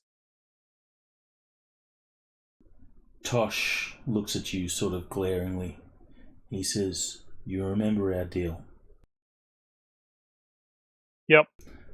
He says, I don't want to see more of this, and he points to the innocent girl. Okay, so, real briefly, what I'm looking for is someone among the bodies who is definitely not innocent. I'm looking for someone who works here, who was firing a gun to defend this place when they died. Alright, if you're going to search the place, then give me a search roll. Or perception roll. I'm not looking for something hidden. I'm looking for somebody laying there with a gun in their hand. Yeah. I'll do perception.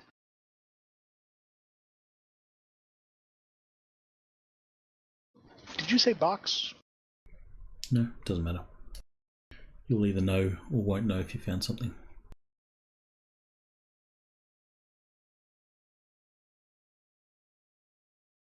So, Book, you're looking for someone that might work here? Yeah, and the higher ranked or more. I'm looking for the boss. If I can't find the boss, I'll take somebody who looks like a hardcore defender of this place. And what's Frey looking for? Anything in particular? Just anything that seems to stand out as odd. All right. Like signs of a safe room or something like that. That might do if the bad guys tried to bail. Because I figure, higher ups in these sort of organizations are going to let the grunts do the shooting and dying while they run away. All right. So, Book, you will search. Hold on. Actually, if you could deal with Phil's thing first, I'm still looking up some spell details that I need for what I was looking for. Righto. Phil, you are looking around. Yep. The let's succeed by 0. Yeah, just 0. Probably not super great. That's all right. Actually, I just noticed the time, and wait, never mind. I was about to use burn my luck, but I forgot I aspected that to combat only. But I do have ETS, so I don't know if that would come into play or anything like that. No, I don't. Not in this situation. All right, you enter the place, and you can see that there's people doing forensics. Marking bullets and putting down numbered markers and basically doing a crime scene analysis. As you enter, you will be given instructions. First they check up, what the hell are you doing here? And, you say, Athak said you can come in, and that's cleared. And, you finish with those cops, with them saying, try not to touch anything. This is a active crime scene. Right, got it. You will have some idea of how things work, so you are extra careful. You will see that as you're sort of forensic analysing the scene, you can see that the shootout probably started unexpectedly. Like Athak said, one of the Finnegan family members panicked, seeing the Yakuza, thinking that they've come to cause some stuff, and shot first, more as a reaction, because you can see by the way that the bullets and bodies and all that, the shooting started abruptly. People weren't in positions of cover or anything like that. So you're able to ascertain this was not an expected outcome. After the shooting started, people panicked. The innocent bystanders, went every which way trying to escape. Some, hiding, and have taken shots. And there's still people in here alive, survivors and such, being tended to by dock wagon. However, there's not sufficient dock wagon to deal with everyone. So there's still triage still happening. triage going on, and you can see there's some bystanders that have been black marked, which are still alive, but obviously mortally wounded or whatever. It is a pretty horrific scene. The smell of blood in this area is overpowering. You sort of have to grab a tissue or some hanky and cover your mouth and nose so as not to smell it. But you can see that some people, obviously staff or whatever, have tried to make an escape to the basement. You follow these down to the basement, where you will notice through your search skill that there appears to be a hidden trap door under one of the shelving units in the cooler, which has been opened. There is a person that has sort of bled out on the floor coming into the cooler. Hasn't quite made it there.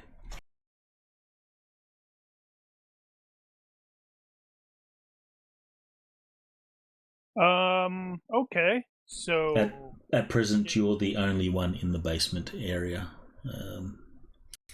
No cops or anything like that here. There's no survivors, only dead. Right. So so I'm gonna check out the trap door, see if it goes into a safe room, or I don't know, a tunnel or something like that. Also, in the basement area, there's a number of poker tables and stuff like that, which have been left as they were before the incident. Opening up the trapdoor, the trapdoor leads down. There is a ladder which goes down into darkness. Do you have an ability to see it all? Night vision 5, I believe. All right, so it is basically it's a dirt Night vision 5. dirt tunnel, like what you would expect to see from a drug smuggler's tunnel. The drug smugglers use to get past the customs wall at border control and stuff. Ladder going down to a dirt floor.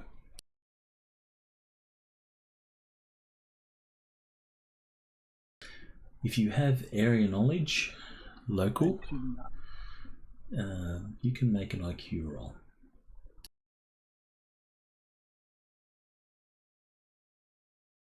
To find out that it's an entrance to the Orc Underground. Oh, but you missed it. Well, I'm just now back to Seattle after an extended period away.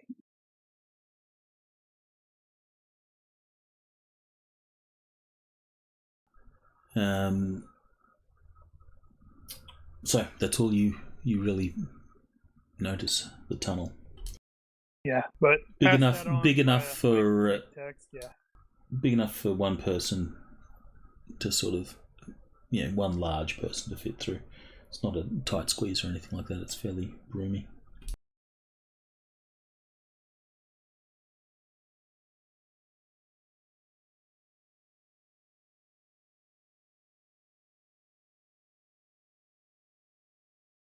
All right, so book. Have you worked out what you're doing? Yes, and something that Phil noticed, or that Frey noticed, I'm sure Bookworm will notice too, which is that Doc Wagon is overwhelmed, and they're having to triage people, and they're letting people go. Bookworm will stop what he was doing and take a minute to go around to everyone who's been triaged black and cast for free minor healing on them. I can roll those, or we can hand wave it, up to you, but they cost me 0 mana as long as I do it for 1 point. All right, so you'll go up to one of the. Stabilize everyone who is marked grave. You'll go up to one of those do you have like first aid or diagnosis or something like that? No, I don't. But I can see who's been marked with black, who's Right. been marked grave, and cast a 1-point heal on them to stabilize them.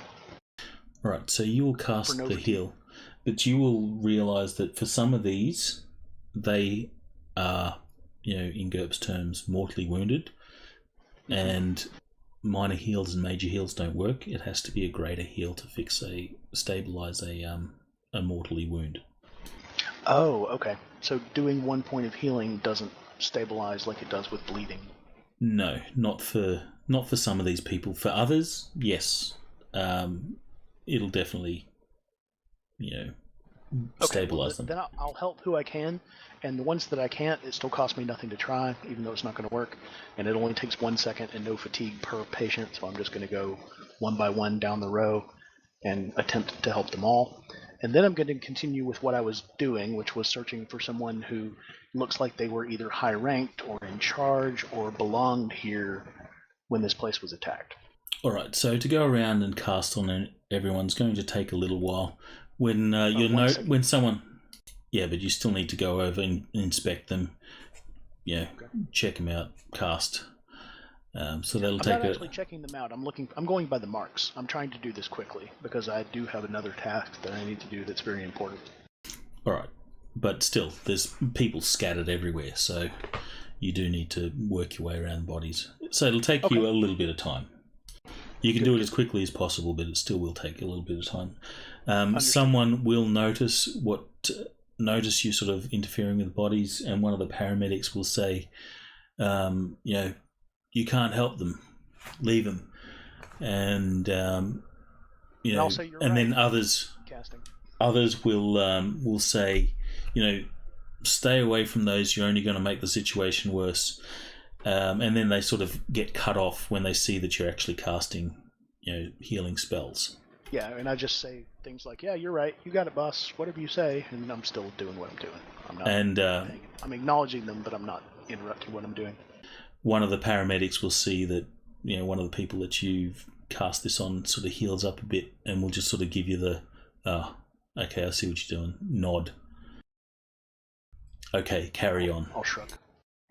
All right, and so with that done, as well as can be done, I will continue to try to find someone who belongs here, who works here, who was fighting to defend this place. All right, so you will find some of those. Who's dead, by the way? They are like the Finnegan family members. Yes, exactly.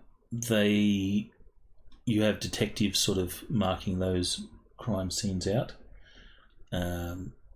There's too many dead to be covered by forensic people all at once, so you can get access to some of them without being noticed.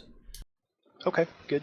I'm not actually concerned about being noticed since we have Tasha's permission to be here, but however, if you're going to be rifling bodies and that sort of thing, I'm not rifling. I'm looking, like I said, I'm looking for someone as I described.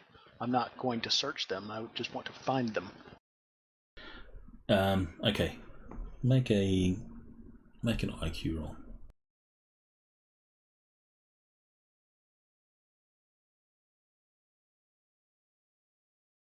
Ooh, not bad.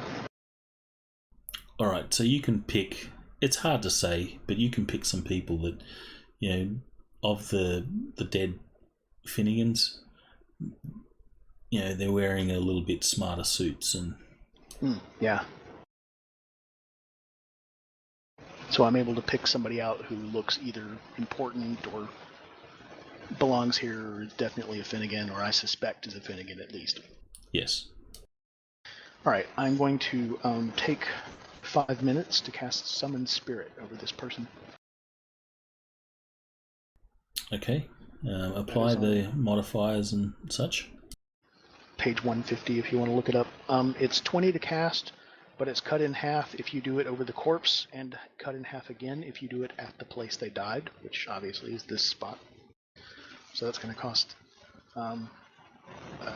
I think my skill is going to make it 19 instead of... Well, yeah, it's going to make it 4.75, not 4.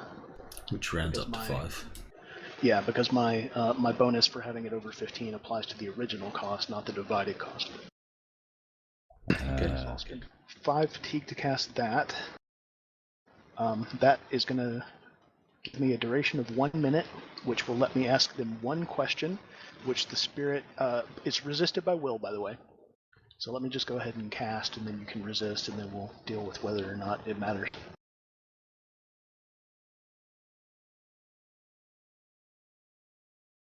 Oh, and I'm going to roll in the box, too, because if I critically fail, I will summon a spirit who will deliberately lie instead of be compelled to tell the truth. Right. So you're going to ask him who Junior is? I'm going to ask him Junior's name, exactly.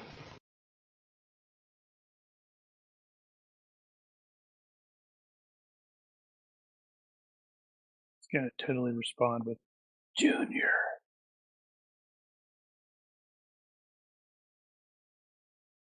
All right, you feel the chill of a spirit sort of come into the approximate area, and it sort of hovers above the body. I'm going to roll perception for the forensic mages. That's fine. Well, hopefully they're off elsewhere and they're really busy. Well, I mean, it's not like they're going to come over and try to stop me. I mean, they might ask me what the heck I'm doing. They'll probably be really impressed when they find out what it is, too. One of them will notice, and you can see that his eyes sort of glaze over a little, and you realise he's probably perceiving astrally. Oh yeah, that's fine. And so he'll see the spirit, and he'll see my tendrils of mana swirling around it, entangling. Yep. The spirit is obviously unwilling, and it tries to fight your tendrils of mana. Does it make its will roll? It does not. Ah, good. So it has to answer me one question per minute. The spell only lasts 1 minute, so I have to maintain it at a cost of 2.5 rounded up to 3 per minute. So I get to ask him one question based on the cast, and I can spend 3 fatigue to ask another question each minute. So if this mage notices what I'm doing and comes over and asks, only a fraction of that minute is going to be spent in me asking and getting answered the question. I could spend the rest of it saying to this mage, if you want to shoot me some mana, I can ask this guy something that you want to ask him. If it comes to that. But for now, my question is going to be, what is Junior's real Christian name? The spirit will reply, I do not know. Wow, he's a member of the Finnegans and doesn't know. Alright, so I'm definitely going to have to spend 3 to ask another question. I don't know what it's going to be yet, though. Let me check my fatigue here.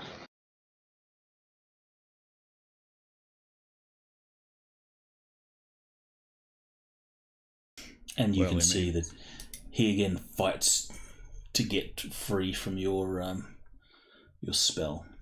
Well, he may not know his actual name, but he might know who he is. He only gets the 1 will roll, so unless I end the spell. Yes, dramatic effect. Yeah, got it. Guess you could ask who does know. He might not know that either.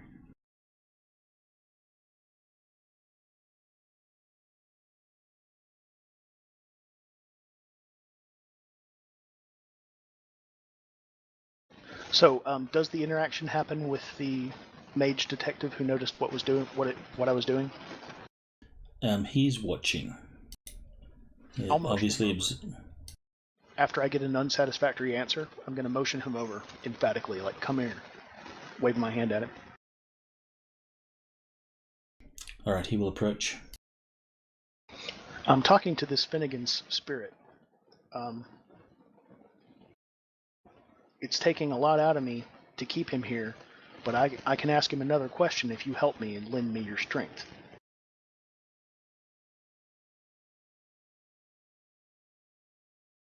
He will crouch and he will hold out his hand. All right, I'll grab his hand. And if you're It comes casting off. Steel Strength, I assume. No, he would be having to cast Lend Vitality if he has it. All right. I do not have Steel Vitality, Ditch. nor do I have any intention of casting that on somebody who's trying to help me. That's rude. Ditch. Give me a roll on the universe. Let's see if he's healing orientated. I was gonna say I can't really help.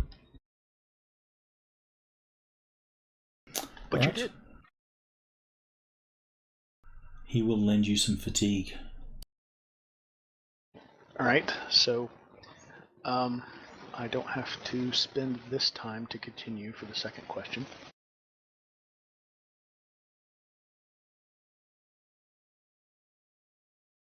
All right. Could ask where he went. I was going to ask, Might not where know can that I either. find Junior? Yeah, okay.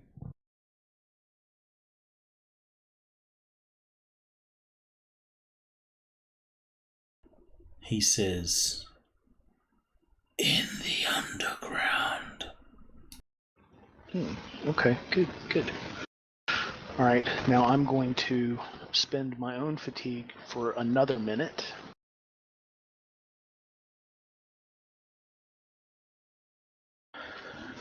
And for the third question, I'm going to ask, how would you describe what Junior looks like in detail?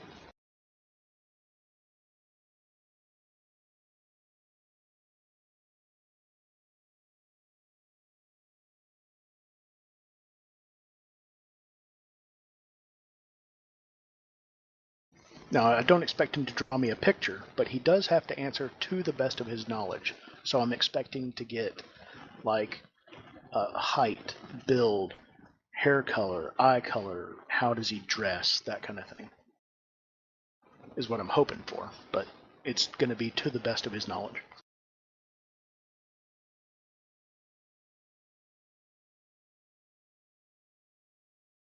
And race, Okay. he's not human.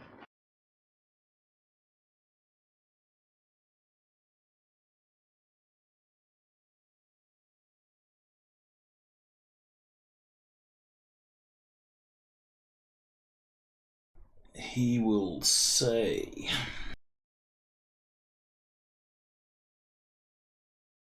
he will give you the dimensions, build and stuff like that, roughly. But he will say that he is an orc. Aha, that is useful information. Is that all he said? Is that all he says, other than the general dimensions? He doesn't have any distinguishing features. Okay. All right, so I'm going to tell my new buddy here. I'm done with him. If you want to ask me something, hit me again and tell me what you want to ask, and I'll do a question on his behalf if he wants for his investigation. All right. If it's only 2 fatigue, he will. It's 3, actually. 3 fatigue. He'll offer a couple of times, and he will ask basically questions that will, help work out what happened here. Okay. The events that took place and who was involved and those sort of things. So, Do any of those details bear on what we're looking into? no. Or is it just okay? Got This it. is, this guy doesn't even, as you're sort of mentioning Junior, it's not really registering on him the significance of Junior. So obviously he's not involved in the Junior case. Cool. Got it. That was all I had then, and until everybody else is ready to go, I'm going to sit on the curb and try to recover some fatigue. All right. So he will ask his questions. until you can see that he's exhausted himself. At which point you will break it off, and the spirit will sort of wrestle its way free from your grasp I got an and idea. disappear. Before I go sit on the curb and rest, I'm going to say to this guy, they call me Bookworm. If you need me to cast that spell on somebody again, and you got some, I don't know, some information or some new yin you could throw my way, give me a call. We can help each other out. Thanks for your help. And I'll give him my number. Or her. It's not established. Let's see. We'll roll a D. I'll get you to roll. Roll the fate dice. All right. Classic. Roll the fate dice again. No, Androgynous. that's perfectly androgynous. We don't know. No, this was to see if it was metahuman. Uh, I'll take the first one as being metahuman, and since we didn't establish it, on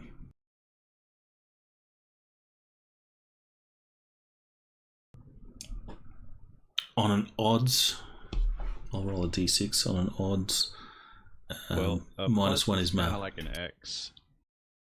Yeah, that'll work. So it's female. No, sorry, male.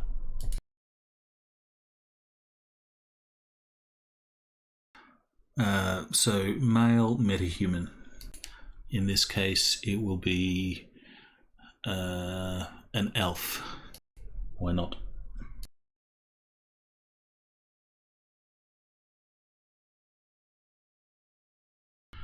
So, he takes your number and he says, thanks. He will, step away, obviously drained, and will continue doing his thing. All right, and I will rest. And he'll confer with one of the other forensic mage that's here. I'll also engage in the group text and provide what I've learned and look over what Frey has found. In case it wasn't clear, the forensic mages are in knight errant uniforms. Yeah. Yeah, Frey and Book are making all these contacts with the cops, and Ditch is over there going, "Why do I feel so dirty?" No, Ditch is staying outside the tape, and he's actually paying attention to the looky-loos. Good idea. Seeing he looks like they are a little too interested. You will get... There's a large crowd of people. This is obviously something that draws onlookers. People have their phones out, videotaping it. You will see your friend, Joe Martin,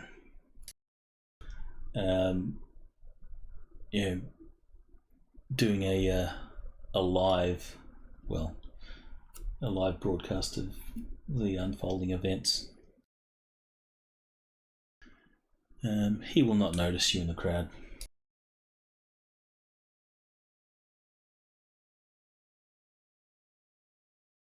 But you don't notice. I will be observing from not within the crowd. You don't notice anyone that sort of draws your attention as someone that could be a lead or someone to follow or anything like that. The longer you wait, you see dock wagon ambulances begin to leave and more arrive, and the scene seems to will slowly sort of clean itself up in the time that Book does his things. That's like several minutes worth of stuff there. And Frey, what are you doing? You've got plenty of time to do stuff. He's got the tunnel. Yeah, I was just letting everybody know about the tunnel. Then we were probably coming back up, observing that Book is doing this stuff. So I think I'm gonna seek out Tosh, let him know what I found as well, Is particularly since you said there was nobody downstairs that seemed to have observed that there was a dead guy there. Well, obviously someone's probably come down here and observed, but there's nothing to do yet. They'll get to here. There's more important things that require looking at, and there's obviously not enough people to do what needs to be done. Pass on that. There's a tunnel going down. Tosh will grab a uniformed officer and tell him, or ask you to show him where it is, and tell him to investigate.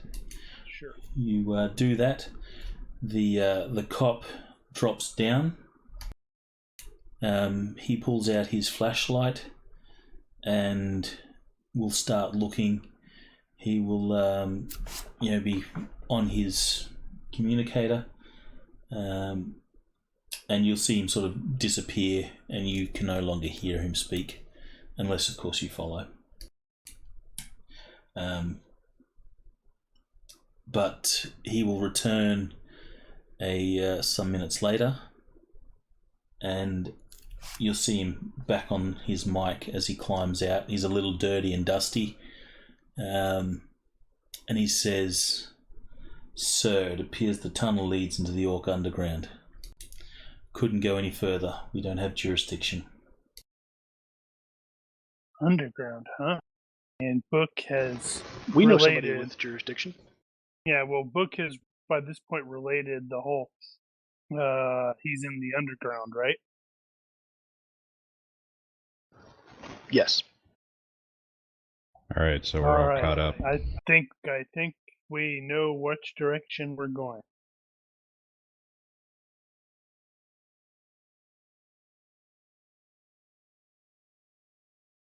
All right, so unless there's anything further, you can wrap this scene up. Are you going to go to the Spike's hideout? Well, now that we know where Dude is, and that's probably... Yeah.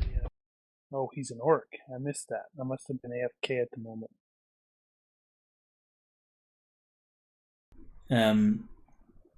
You will, if you relay this information to Tosh, that you've found out that he's an orc. I didn't, but his own investigator might, since he was there for the conversation. No, I'm going to say I'm standing next to Tosh when Book finally passes that on, so it's going to be... Oh, so you can tell him. Yeah, that'll work. Yeah, I'm like, huh. Evidently, according to Book, this junior fellow is an orc. Tosh, you can see Tosh is like annoyed and frustrated that he has to deal with all this shit already, and this just sort of compounds it as he goes, Drek, an orc in the underground. That's no help to us at all. Well, he says we ain't got knight errant. We have no jurisdiction there at all. And that's why you're paying us, is what I would say if I was there, but I'm not. Probably going to be. It's like, and that's why you're paying us. For the first time, you see what could almost be passed off as a smile, almost, as he sort of nods.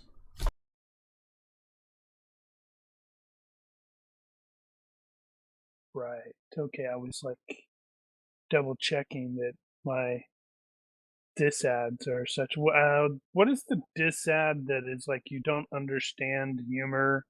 No sense of humor. The other one where it's like I think you're thinking of Oblivious. Right. I don't have Oblivious, so I actually did recognize. Oh, he's not having a spasm on his face. He's actually maybe almost smiling.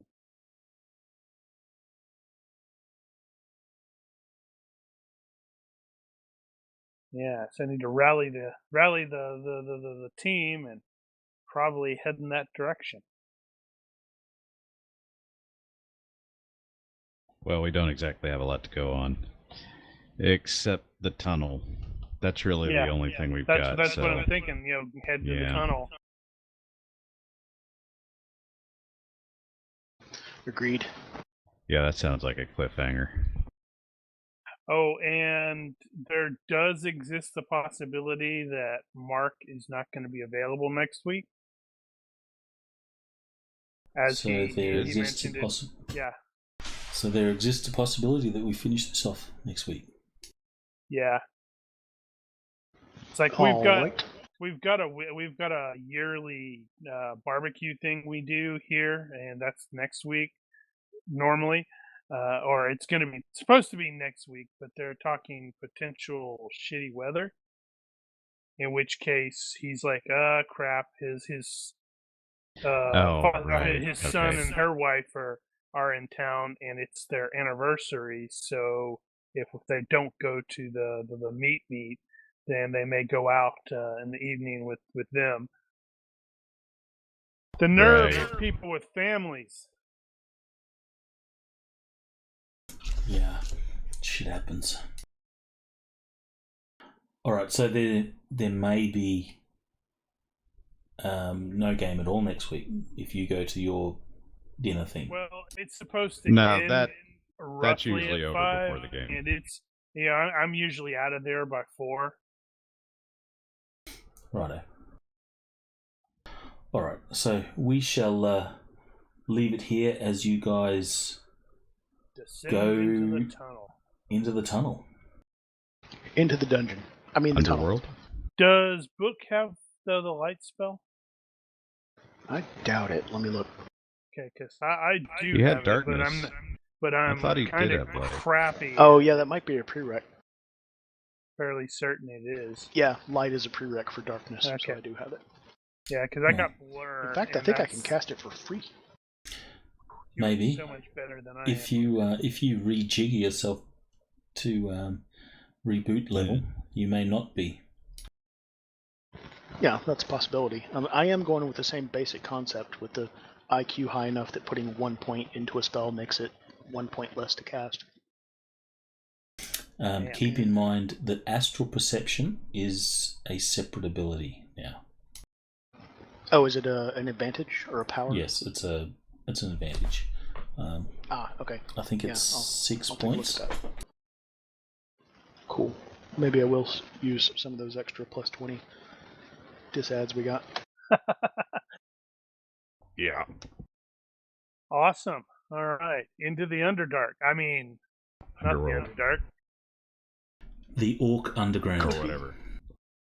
You don't know what it connects to under there? That's right. We're going to get jumped by giant spiders and really sexy drow chicks. The Orc Underground might be an interest to the Underdark. Or the Underworld. Or That both. would be pretty fun to play Shadowrun characters in the D&D Underdark. That'd be wild. That would be kind of funny, actually. So this tunnel is an infinite worlds rift. Or a Rift's Rift. If you go down the wrong version of the tunnel, yeah. It's a Banestorm. No, see, the Drow have always been down there. And they're the ones that started whatever it was that made the Shadowrun world happen. Oh yeah, the Third Age. Is that what it's called? I don't remember what the hell it was, but I know there's a thing. It was like the Aztec calendar coming to an end in 2017, which was a pretty long time ago now. All right, so next week there's a high likelihood that we'll play this. I don't know. I'd call it 50-50 at this point. That's what I'd probably say. We really don't know. I'll get my character sorted just in case. If I've got the week, I can prepare some extra content that's not just the No, it's fine. the adventure content. It's fine. We're at least we go down into the tunnel. You find a reason to go back to what's his name's hideout and kill everybody there. You know, I'm getting accustomed to this character and trying to figure out who he is. He's ready to go hit girl on Spike's hideout. Well, there's what is it? Jack Turner's hideout, but he's been arrested. Didn't you guys arrest him or hand him over?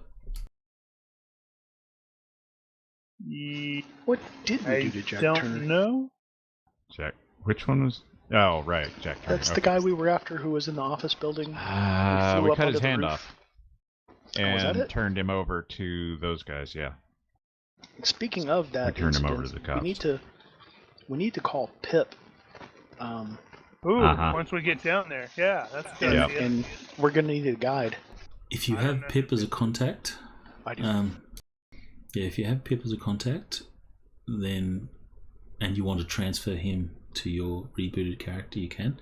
And I think you guys got some like faction rep because you handed in the guys to the cop. Okay, we did.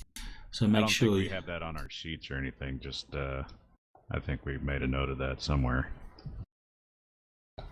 What did we do with that?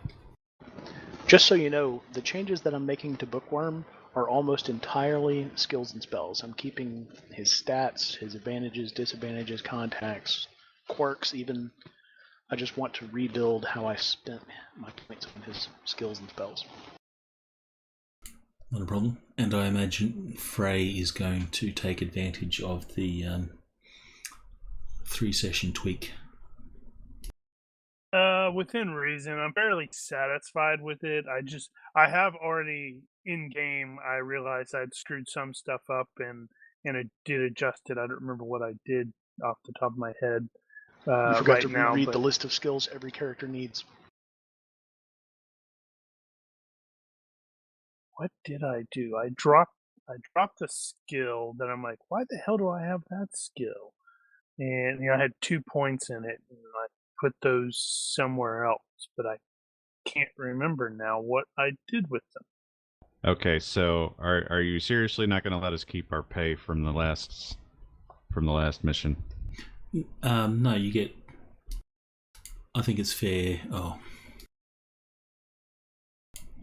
Because it's gonna It's matter. the same guy, just rebuilt. Yeah, it's probably fair. You get to keep all the other stuff, so you can get to keep your pay From the previous session. from the not previous or session. the previous Yes. little adventure, Mission, not yeah. the whole thing. Yeah. Yeah, Right. I wasn't Yeah, not there the for whole that, thing, So no. I don't. Because I had a don't crap ton classify of that. money. Yeah, and we are dropping like 15 character points. Yeah. For the Ditch privilege dropped a lot rebuilding. more than that. Ditch was Yeah, I- I 340 or 350, something like that. I think I was like 290. It was over 3. 324.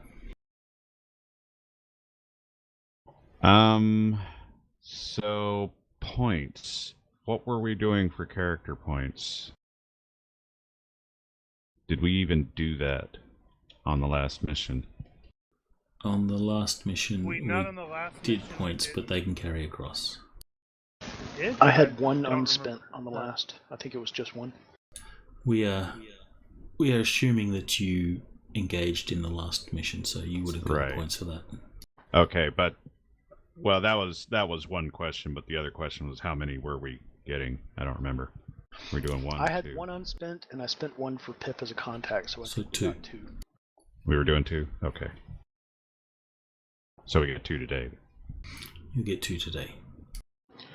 Alright, so I'll keep Pip, and I'll Alright. have 3 unspent. Got it? Well, This you, is as I mission say, you get 1 for showing up, and you'll get 1 if you played in character. And I think everyone played in character. Cool. Okay. All right. I think we're sorted. So next week?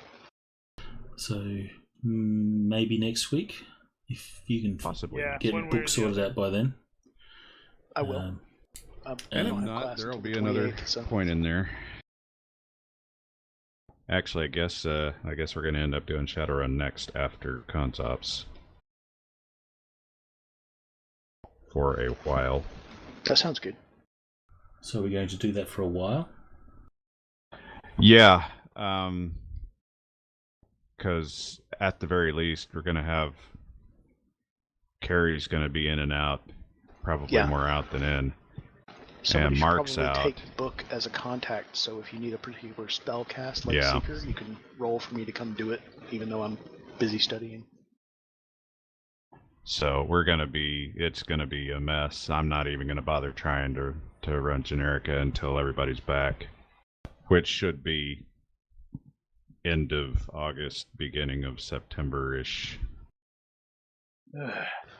I'm back to normal August 2nd, early afternoon.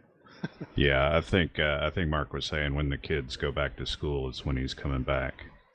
Oh, okay, cool. So it should be around that time. What is this particular adventure called for campaign log purposes? Does it have a name? This one is called Hiding in the Dark.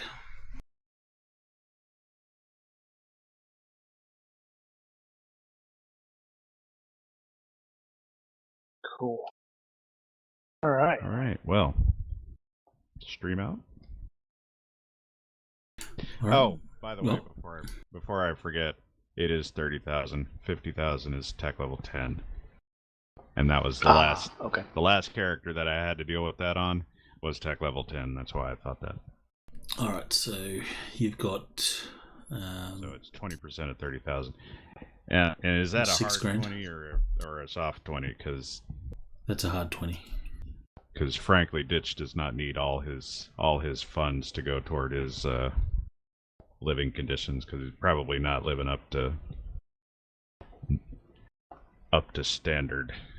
If I recall, your unspent gear money you get as 10% of that as cash. So, like, if you don't spend 2,000, you get 200 cash. If you wish to live below your standard, which will eventually reflect on your status, then you can take more. So, was it struggling is 50%? Yeah, that's wealth. So, I didn't think about actually taking status, though. That counts towards that. the disadvantage level, though. Right, but I've got 20 to spare now. There is something that says if you're living below your standard, you get some negative rep from it. I think it's I don't remember how that worked. I'll definitely end up looking at it, but so if you wish, you spend what 80% of a struggling wealth, then you can turn the rest into cash, but then you have a struggling lifestyle.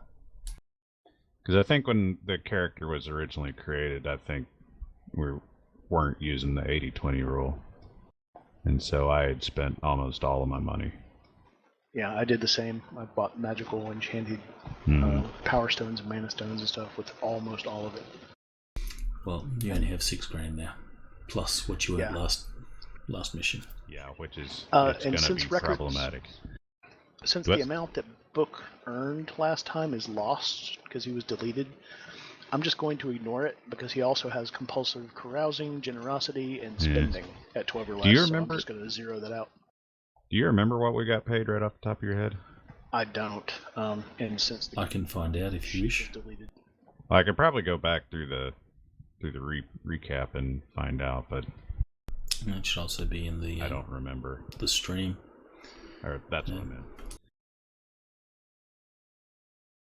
Yeah, I don't think we actually did a recap. No, because I thought you guys were gonna do that thing. Well, that was a side thing, which I haven't forgotten about, by the way. I keep thinking about it. I just haven't gotten back into it yet.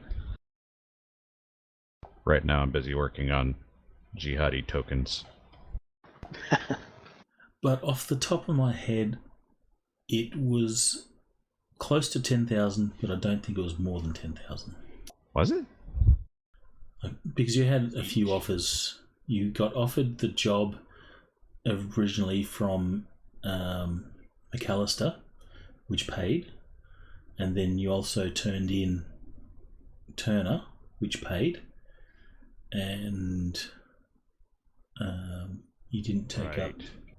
You didn't take up the dwarf CEO from Yeah, I don't remember. You us didn't being take up able that to offer. make that work.